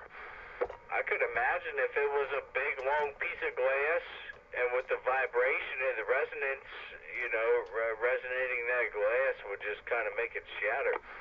That was a pretty deep boom, and it did seem like it was close to the ground. Man, and then there was like a series of them. It shook my whole house, the side of my house. My dogs went nuts. That's what the weatherman was saying on TV. They said the ceiling of the clouds was so low that the thunder was, or lightning was close to the ground to begin with. That's why it had so much rumble to it. Yeah, it's kind of like insulating the boom. It's booming, but the boom has no place to go, so it stays low to the ground. It just kind of spreads out because the radio station that I was listening to, they were closer to Philly. I stopped what I was doing when they said earthquake, and I was like, okay, where's that? Because I had been through that experience before where it actually did happen. It was a minor earthquake. I never felt it. Don't know why, but I was waiting for it. It never happened. Here it was just a big old rain cloud passing through in the wintertime. Yeah, it made like a compression driver. The movie thunder. Like a subwoofer in a sealed box. That's how compression drivers work. They put that tweeter, that diaphragm right in and like real tight, and then they just leave a little hole at the top for the sound to come out. Yeah, monster cable. Hey, monster cable. Sparky, you remember them realistic super tweeters? Oh yeah, the bullet ones? Yeah, I had them. Wow, man. If you needed some highs, that's what you were looking for. Yeah, well, we used bullet tweeters in the nightclubs and also the JBL slot tweeters. I don't know. I wish I had some, but I'm partial to titanium compression drivers. Yeah, I'm not that far into it, but 10-4. I just remember them the Radio Shack super tweeters, or I think that's what they were called, super tweeters. Yeah, they were brushed aluminum with a little bullet in the center. Yeah, man. Just like probably about 3-4 inches deep and probably about 4 or 5 inches high. When I was a kid, dude, I took apart my Lafayette three-ways. They had a woofer, a horn, and a tweeter, and the super tweeters. I left the woofers in the cabinets, but I took out the mid-ranges and the tweeters, and I hung them from the ceiling like. Yeah, I traded a moped for for a pair of 15-inch Jensen speaker. They were home stereo speakers. Nothing special, right?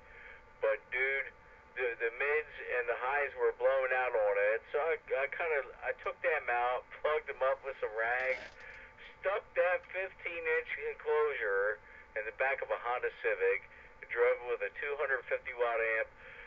Man, that thing was booming. Them guys out in York cruising the circuit, they didn't know what the hell to think. Like, oh, what's that, Lanzar, JL? I was like, nope, that's some Jensen.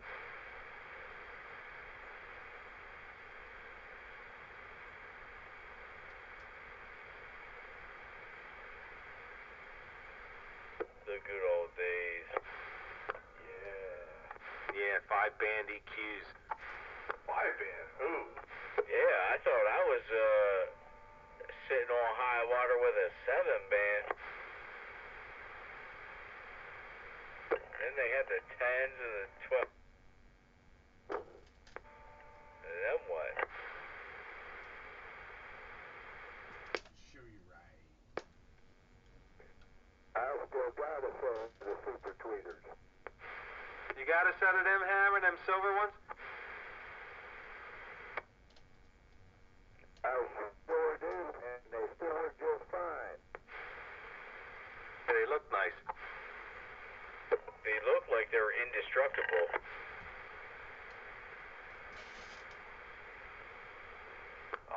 But looks can be deceiving.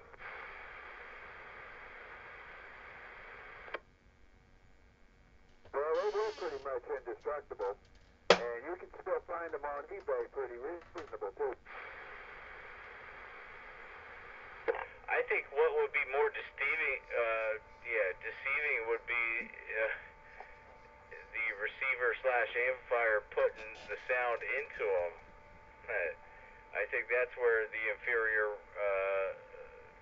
link in the chain would be. Well, it ain't nothing inferior about a Sansui 500. Yeah, Sansui stuff's good. I see Sansui. Fisher. Oh my God. Sansui 5500 is 250 watts per channel into a set of clips horns and some Radio Shack super tweeters. Now you talking some Sam. I was always told to steer away from them funky names, but when it comes to stereo equipment, you almost want to steer in that direction. That Sansui 9090 had like almost like an SWR meter in it. Yeah, and blue Christmas lights. Yeah, you could put the antenna on it, it would like have reflected power or something. That was kind of a bizarre setup. A friend of mine, how bad it Bob bought one when it was brand new. 100 watts a channel. Man, what an amplifier that thing was back then. Oh my God. And they were, like, a lot of those were conservatively rated, too. And you hit the power button and you had to wait a couple seconds for the relays to click in, because it brought it up slow. Well, I used to collect that stuff before I collected this stuff. That was a good amp. I really, boy, I wanted one of those in the worst way, but that was way out of my price range then. Well, back, I guess in the 90s, I was picking them up at the yard sales.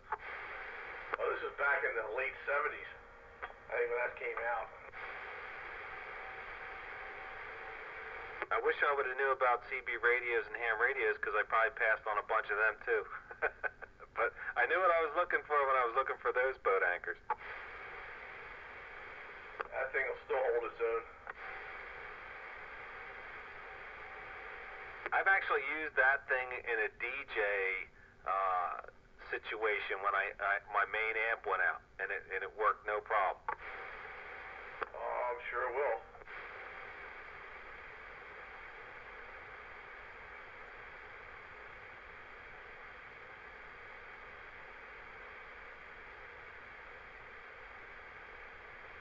But for now, I'm listening to a nice pair of 4-inch Motorola pair.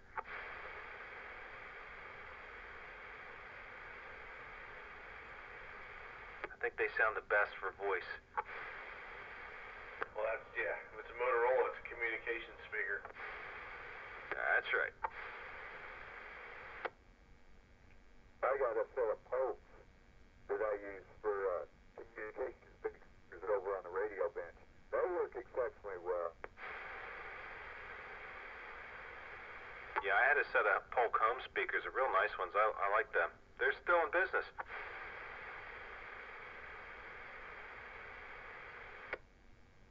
Yeah, these are just the standard 6-inch Polk studio monitors. They work and sound really good.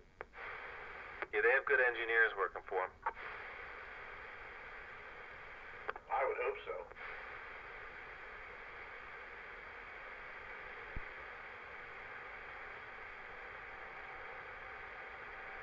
This Cobra 139 meter swings backwards. Is that normal for these rigs?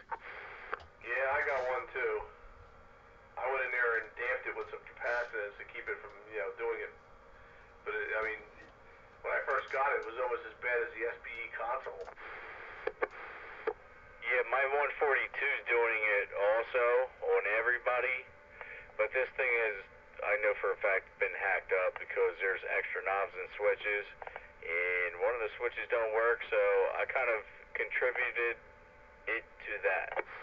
My Cobra 142, Greenie, people swing back from basically around an S9 and above, and then somewhere around below S9, they don't. Yeah, see, that's the thing. The guys that are below that, they're not really registering. But the guys that are coming, like Sparky, I mean, he's giving me like 9s and stuff. on my other radios, those guys aren't giving that to me. So I just wonder if maybe, I know on some radios you can kind of get in there with the pot and adjust the meters. I didn't know if it had anything to do with that or not. I had a 142 before, studied all the mods, messed around with it a little bit, but I forgot half of that stuff.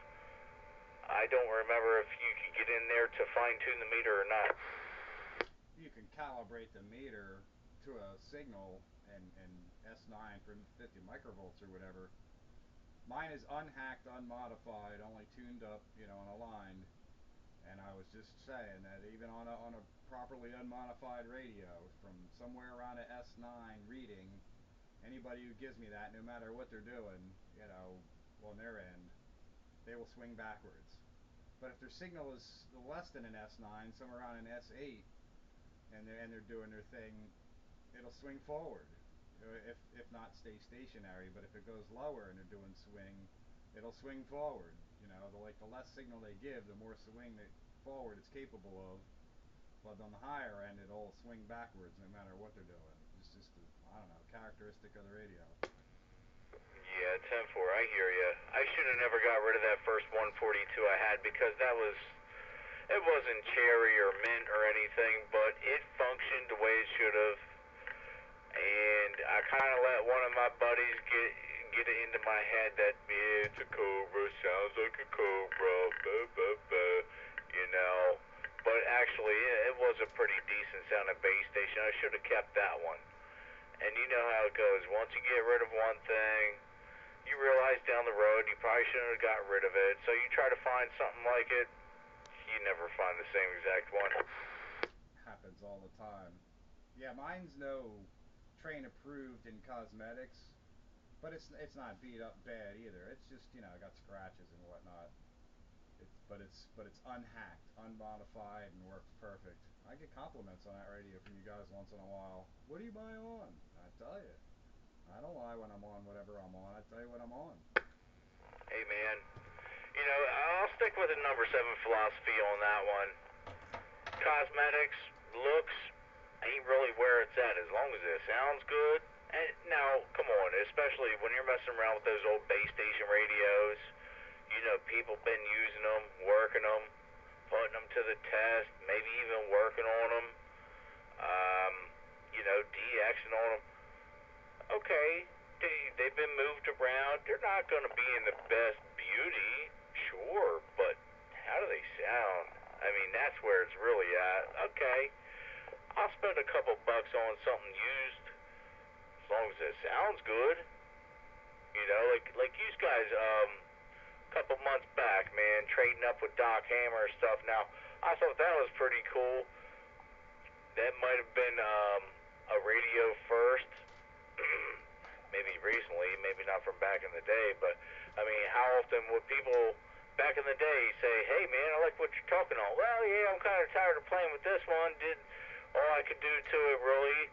If you want to try it out, go ahead. Well, what do you got for trade? Well, hey, send this or ship this to me. You know, you don't see stuff like that. I happen to think the cosmetics is very important for these collectibles anyway. I'd rather have the radio look beautiful and work like crap because I can always fix that. Yeah, but I'm along the lines of normal wear and tear. It doesn't have to be a stinking museum piece, new old stock. But I don't want, you know, something that's been driven around in a triaxle at the bottom of the landfill either, you know. I mean, all my radios got some obvious, you know, a little scratch here or there, but they're, you know, one may be close to museum piece or two, but they all have some sort of little functional wear, maybe around the channel knob or, you know, something. You know, they don't have to be perfect, but I'm not looking for trade wrecks either. See, that's my thing, man. I am in no means of trying to run a museum or some kind of roadside collector show type deal. Where it is at for me is, you know, does it function properly? Does it sound good? And have the proper amount of audio and Tram getting it XL's done fine. and Perfect, but it looks good. you know, cutting that proverbial DX laying lips off, right? That's right, lip cutters. Well, it all depends on what you're doing. If it's just a daily driver, then yeah, totally agree. Doesn't have to look all that good as long as it works.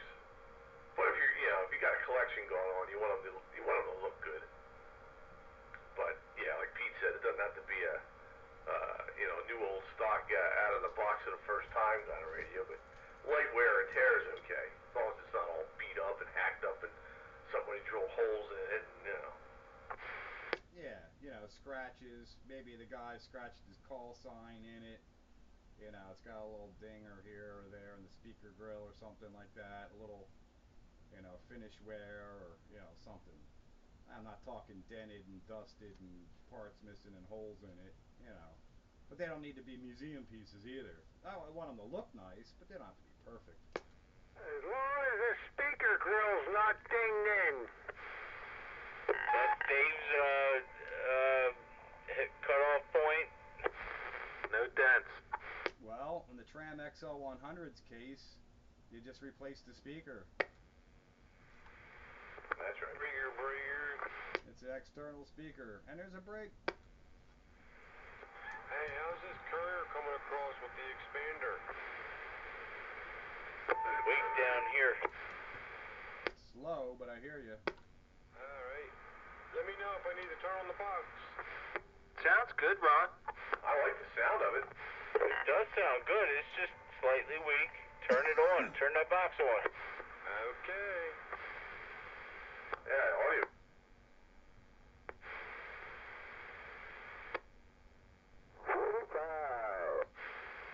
Yeah, now we're cooking with eggs. And cooking with gas. Now you really sound good. And bacon, too.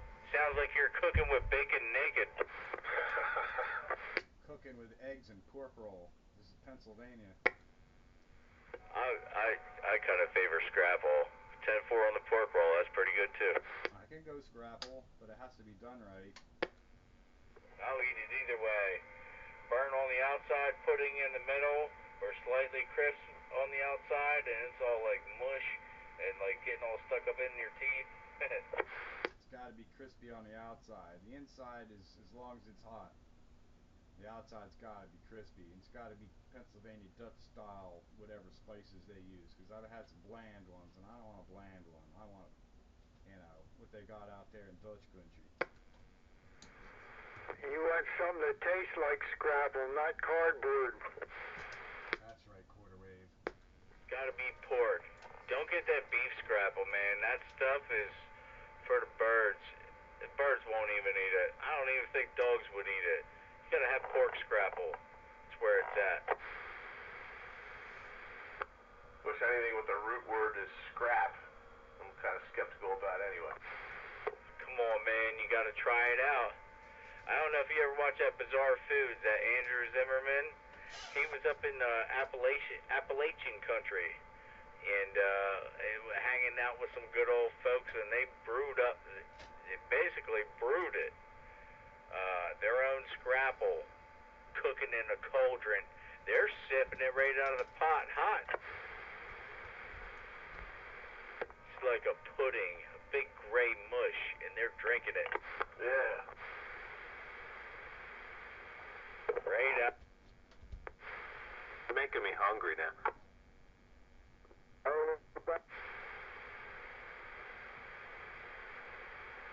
Say that again there, Henry. You kind of broke up a little. Wow. Do you have a Sam's book that covers the 40-channel Browning SST mobile? No. What number is it? I'm not sure what number it is. I was just curious about alignment locations, if they're the same as on the 23-channel version.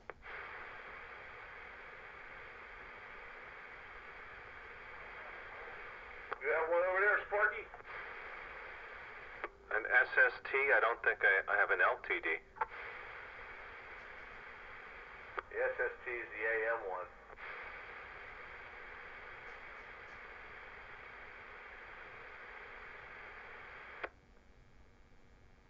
Well, I can find plenty of data on the 23 channel, but I can't find any on on the 2, which is the SST2, which is a 40. Oh yeah, did that have a dial on it? No digital display, right? Yeah, it's a dial. Looks just like 23 channel, but I would imagine it's probably internally more like a D12.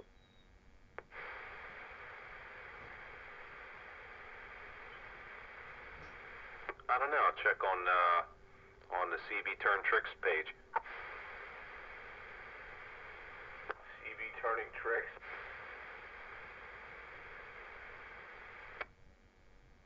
Well, I've checked there and I've checked at Secret CB, and I can find plenty of stuff on the 23 channel, but not the 40 channel version. What's that, 143 Sam's? Was that the SST 2? Yeah. Yeah, it's 143 in the Sam's. I don't have it. 143, Hammer. All right, I have a source for Sam's issues for $4 a piece, so I'll send them a note tonight and see if they have.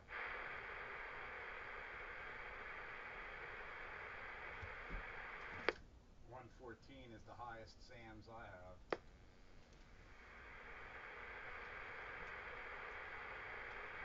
I've got them higher, but not that one. Yeah, that's the highest one I have. I just looked, 114. Yeah, 122. The one I looked in was 277. All right, what's your lowest? Lowest, I think, is 2. Ooh, no. I don't have them all the way from that up to 277. I got ones missing in between them. Weren't the first, like, 6 of them non-copyrighted? I think I have number 9 is my lowest.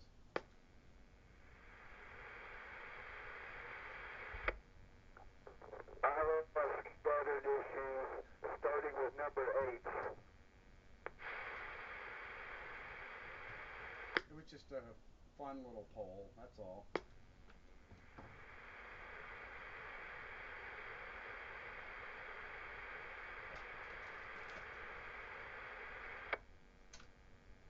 Well, this guy that I get mine from, he gets them, I don't know where he gets them from. At one time, I could have bought a whole set up to number 110 for about 50 bucks. Hey, Sparky, you still out there? Go ahead, quick break there for Sparky. Tickle. Yes, sir. If you were to build a, like say a dipole antenna, what thickness of copper would you use? And my next question on that, the center conductor of 75 ohm cable, is that what makes the ohmage, is the center conductor? Tickle had a question between 50 ohm and 75 ohm coax. It's the distance between the center conductor and the shield. That's right. Yeah, diameter of the center conductor itself. And the dielectric spacing. Everything, and just use the center conductor as the wire, it would be okay. Twist it together. Twist the shield and the center together. And leave the vinyl on the outside of it? Uh-huh. And then just use it and pretend it was a piece of wire. When you're making an antenna, the only difference between insulated and uninsulated wire, between the obvious, is it adds a little bit of capacitance effect, and you have to cut a little shorter in the end. But you just treat it the same otherwise. So basically short the wire out, dead short the wire out. Yeah, now you got a nice, strong, solid piece of antenna wire. 10-4. Alright. And so that kind of answers the first question. That just makes you a nice piece of copper wire with insulated jacket. He was asking about a dipole, though, where you would strip the insulation back and then run the center conductor the other way, maybe? Well, you can make a dipole that way. You can strip the insulation back, and then you peel carefully back, fold like Chinese torture finger chamber, thing, back on itself, so it exposes the right amount of the center conductor and consequently the opposite shield, and you could feed that, and that's a dipole. What our thought was is to strip the correct amount for the driver, and then also the correct amount of the center conductor the other direction for the ground. Just twist both ends together, make your proper, like you're saying, your hot side and your ground side, and then put an insulator in where those two meet in the middle. You're making a T, let's say, and you bring your coax up and feed that, the center to one side and your shield to the other side. Yeah, no, I have like 800 and some feet of this 75 ohm cable, TV cable. Just trying to come up with uses for it. Plant man's trying to make we're trying to come up with like an apartment antenna that we can come up with, because he can't really have anything hanging outside. Are you ready for this? Get two of those, actually we'd need four. Make yourself them vertical dipoles like you made, like that first ground plane you made, but just make them vertical dipoles, a pair of the fire sticks, Now make two of them. Space them 21 feet apart, and then use equal lengths, whatever physically it takes, equal lengths of that TV coax. Put connectors on it, PL259s, equal lengths of that 75 ohm coax. Bring it to a T. Bring your radio coax to that T, and now I got a nice phased quarter wave, half wave dipole setup. Nice phased array. Okay, you got me confused. I thought on CB we used 50 ohm. We do, but there's tricks you can play using 75 ohm coax for fooling around and phasing antennas together. So, using Ohm's law, you put two 50 ohm cables together, you come out with it's a little off a 50 ohm feed, but it's there, close enough. We use that 75 ohm stuff, Tickle. Okay, well, like I said, I've got 800 and some feet of it, and probably come summertime I can get plenty more, because they leave spools of this stuff in these trucks when they send them to auction.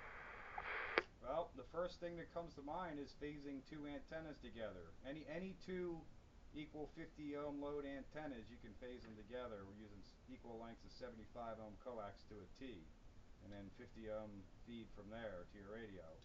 Does he have a balcony, Tickle? No, he's got to keep pretty much everything either in the window, inside the window sizing, or actually in the apartment. He's got access to an attic? No, he is on the 3rd floor, though. He's got to make a vertical dipole that he can stick out the window when he wants to play radio and then bring it in. He can do it at nighttime, no one will see it. Two of those 2-foot fire sticks where it's small. Well, you want to use the full-size fire sticks. You want to make sure if you use anything shorter, you can, it's going to be less gain. So use the biggest fire sticks you can use. Anything smaller is obviously a trade-off in gain. Hey, Tickle. Yes, sir, Sparky. Hey, tell him to start looking for a new apartment. Instead of looking for an apartment, though, look for a carriage house. Well, he's looking around at different, smaller, small houses, like 1-bedroom and 2-bedroom houses. Heck, if he's got a good wood stove or something metal, put a magnetic mount antenna mobile on there. People have used that locally. We might not hear them so well, but it'll be good for a few miles. Basically useless. Always pass off I found out that my little box, now that I have the D104, I can't run the little box because it gets feedback. Trucker used to get in here and annoy us with a mag mount in the house. Yeah, fortunately I wasn't close enough to hear him that well. Dude, Trucker used to get out really far. Yeah, he had a couple of different ones. One in this window and one in that window or something crazy. Who was that operator in Royersford? He had an indoor antenna. I think he was elderly. trying to remember the name. He hasn't checked in a while. Antenna, Mako, Dipole, and Schwanksville. He did pretty good on that, I think. Here's a thought, gentlemen. Don't call us names. We work for a living. Yes, sir. We had another thought with some of that, about stripping off, just using the center conductor of the copper, and basically doing 102 to 108 inches, whatever it's going to make for the SWRs. And then he can pull his rug up, because it's had to be pulled up before, and putting chicken wire on the floor underneath the carpet. Yeah, you could do that. Save yourself the work of stripping the wire and just short the ends together. Now you got a nice solid piece. Okay, well, if that's going to work, then we'll do it that way. Yeah, because the only thing that makes it 75 or 50 ohm is well, the center conductor diameter and then the distance between the dielectric. There's a whole math formula kind of thing, but it's not an actual resistance that you measure with an ohm meter. 10, 4, yeah, I thought if we left it all together, that the insulator on the center would mess around with the outside. No, short it all together. Now you just got a hunk of insulated wire. 10, 4, that makes it even easier to make a mount for it too. Yep, and it'll actually handle some current too. I wonder if he has a gutter or a downspout outside. Yeah, put a hook on one end, make your wire full-size half-wave dipole, put a hook on one end, you throw it out the window and hang the one end up on the gutter there. Let the rest of it drop.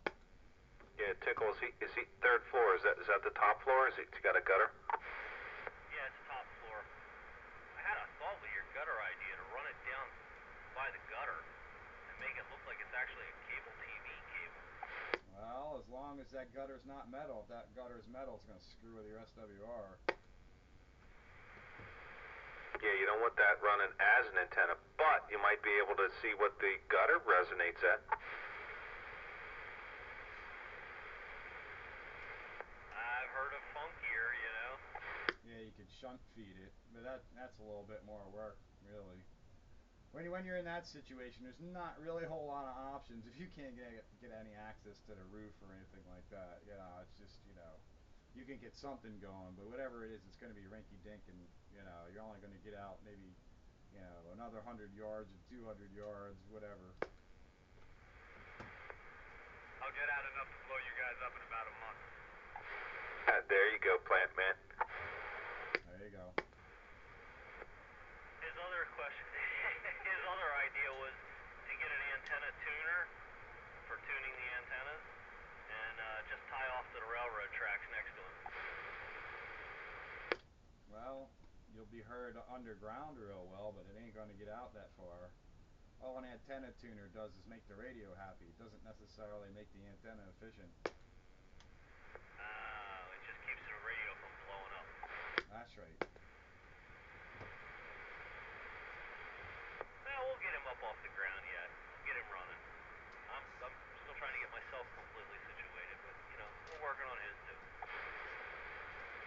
Hey, if he could just make some sort of, you know, full-size half-wave dipole and something he can hang vertically outside, you know, when he wants to use it, you know, that'll get him out a distance. Tie a fishing weight onto the end of it, and when he wants to talk, throw it up on the roof. And then when he's done, pull it back down.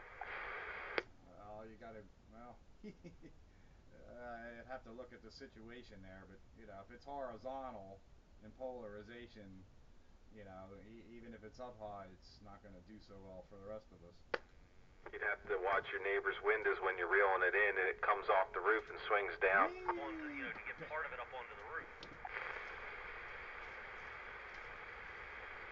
You might be onto something there. Yeah, as long as you get a dipole hanging vertically, you know, that's probably the best you're going to be able to do in this given situation. Right, yeah, because originally I was looking at the, is it Mako has one? It's either Mako or Gizmochi. They make one, it's designed for in an attic or off a balcony, but he said he can't have anything hanging off the thing permanently. your options. If you could get a piece of that cable run down the wall on the outside or something, looking like cable, and it was just there and stapled or something, you know, that might work. Well, that's what you gotta do. You gotta go stealth. But it would favor one direction, whichever way it's pointing on the, you know, out from the house. Classic radio, do what I can to get on the air roundup. You listen to me and you do as I tell ya.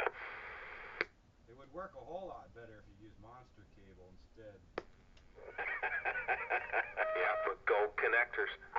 Stop trying to be somebody that you're not. You little pimp wannabe. Listen to him down there. Spewing off at the mouth, trying to be somebody that he's not. Look at him. Where did that get him? Not by a follower, dude. Not by a follower, dude. Daggone Navy cook out there spewing off in the mouth, trying to be somebody he's not, trying to talk about things he doesn't know anything about. Damn Navy cooks. Yeah, he's peeling them reconstituted potatoes, dude. Is this still classic radio roundup, y'all? Now you did it. Oh, no. I'm sorry. I didn't think they were going to take it that far. You stinking pimp down there. Actually, I do have 10 o'clock. Maybe 2 minutes past on my watch. Hello, Night Train. I got 9:55. Hello, Night Train. Yeah, I got 9:55 myself. Hey, what were you saying? What was I saying about what? Night train. I didn't quite get it. People were doubling. I was just saying top of the evening, Night Train, pulling into the station, and I'm on my trashy tram. Yeah, Roger, I just barely got back in there, man. Did get something to eat. Evening, Night Train. Evening there, Sparky. Get down and get funky. Okay. Recently resurrected and back on the air the way it should be. Hey, Roger, how's this one sounding? Boofy, baby, boofy. Goofy, baby. What's up, Operator Ron? That's gonna take a twist, you know that. It's gonna become good sounding. Yeah, Boofy is going to have a whole new slang term. It's going to be, yeah, that's Boofy, baby. Boofy, baby.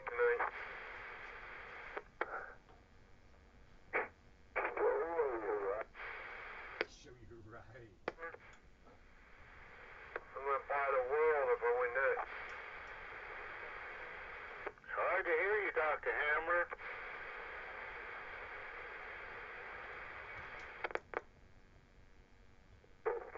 Boofy, baby.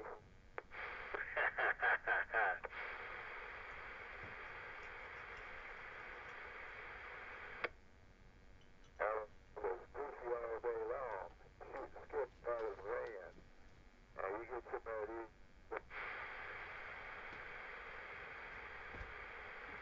Poor Doc Hammer. Yeah, there's something funny going on with that whole Skype setup. Internet's been really weird the past couple days. It's been bad for weeks now with that thing, though. It's real windy out. We haven't been able to really communicate with him. I don't know why you need the internet for that. He does so well on the DX. Yeah, but it's quiet right now. Obviously so, but I'm just saying, when it's rolling, man, he ain't got no trouble. That whole internet link-up thing, that's a whole different monster. He does do well when the band is open. He comes right in here like he owns the place. Dude, I'm telling you, I've never heard somebody as consistent on the DX as that dude, man. Well, besides your Texan. I mean, I guess we just fall in that fault line, you know what I mean? Texas skip all the time. Remember how it was a couple years ago? It was like clockwork. Mexico, Texas, Texas, Mexico. But yeah, Doc Hammer does really good. And I used to go by like clockwork. Night Train or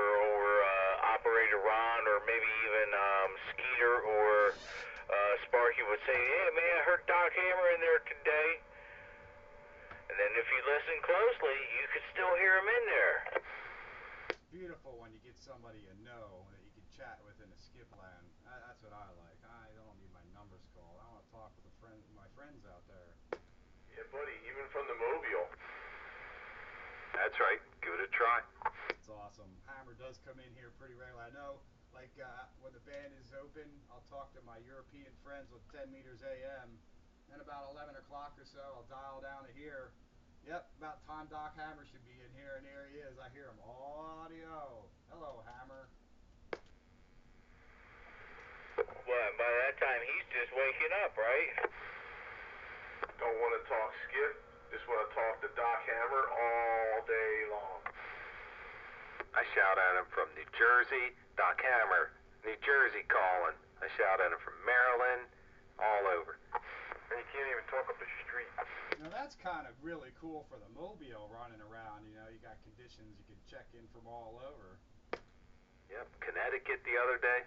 Can't hear the homeboys, but you can always hear Dr. Hammer.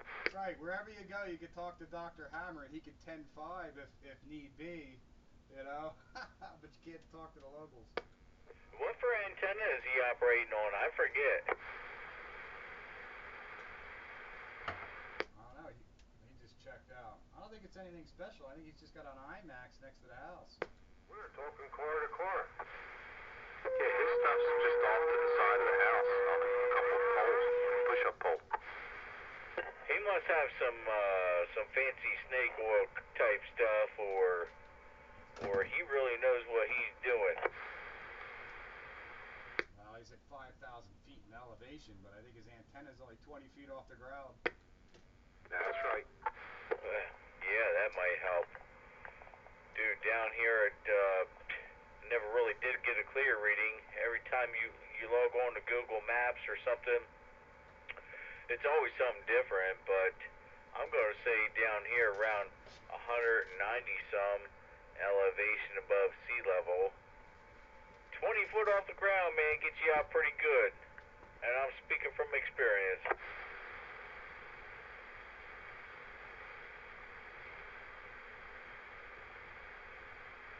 That IMAX 2020 feet off the ground, man, didn't matter. Conditions were rolling, conditions not rolling. Still, I mean, it had longevity. 100 mile, local talking, nah, I'd say maybe 60, 20 foot off the ground. But if I had it up here, no doubt. I think mine's at 36 feet. You still want another one, Sparky? IMAX, yeah, I need another one, man, for the co-phase. Come on, help a brother out. Brother man. Hey, it's still sitting down here in the garage. I've been thinking about you, and like you said, you know, after holidays and everything, and I think we're past that point. It's sitting down here not doing nothing, so if you want it, maybe we can meet up somewhere. That co-phase system works out. Hey, 10-4, yep. Well, that's okay. Yeah, I'm patient. That's cool. Pete, Hello. your co-phase, what direction does the lobes and everything go? I mean, how do you do that? Well, because of the way they're mounted, you know, the axis, you know, you got looking down from the sky at the antennas, and you would see basically two dots, okay, and draw an axis through the two on that plane. So I got the east fire, which is basically to my northeast, and southwest along that axis. That's the end fires. So there's a lobe either going blobbed out to the east or a blob out to the west. If I go to the center, it becomes sort of a bow tie with less gain than the end fires, but that fills in the other directions, the northwest and the southeast. Roger, I understand. So, how did you determine, was this by where you positioned the antennas? You know, you picked the north, and you picked the northeast and the southwest for your strong points? I had no choice in the matter. It just worked out that way. That's where the wall runs in my house, and I mounted them against the wall. You know, it was like a no choice. I mean, if I wanted to change that axis, you know, it'd be a little bit harder. But I looked at it and like, well, that's kind of where I want it to go anyway. Baker? Go ahead. Yeah, when I put that indoor dipole up in the bedroom, just for sandbagging purposes or whatnot, it just so happened to be the way this roof line lays, and it's kind of like it's not built as a Cape Cod, but the interior would remind you that of a Cape Cod. The way I strung that dipole, taped it up to the roof, was north and south, so I get out better east and west. And everybody east of me, man, I can hear good. West of me, they hear me good too. It's nothing more than a dipole in the air. I do have a tuner on it, so basically all I am doing is keeping the radio happy. I did try to tune the antenna with a regular SWR meter and fold the ends of the dipole back, and I got it in there pretty good. But that was 1 meter. That's a whole different story. But anyway, you run the thing north and south, you get out best, east and west, kind of just like a dipole, I think. If you run that co-phase setup, pretty much the same principalities, right? And how many feet apart do those two IMAXs have to be? One second on that. Let me carry on with the thought that I have before I lose it. And yeah, you're right on to the way the pattern is there, Green Dog, and with the broadside array. And if you do the straight equal length 75 ohm feed to two antennas to a T and down to 50 ohms, that's the kind of pattern you will get. But you can't change it. If you have the little co-phaser box, that's how you can change the pattern by changing the impedance. Now you can do it on your own, also stationary, instead of you know, having the broadside lobe. If you want a stationary co-phased array to go end fire, you do in multiples of a quarter wavelength on one side and 3/4 of a wavelength on the other side, and you send them out of phase, and that'll get you your end fire on whatever direction you want on the other antenna. And for optimum gain in this type of setup, you want at least a half wavelength to a 5/8 wavelength distance apart, 18 to 21 feet. Mine are at 21 feet.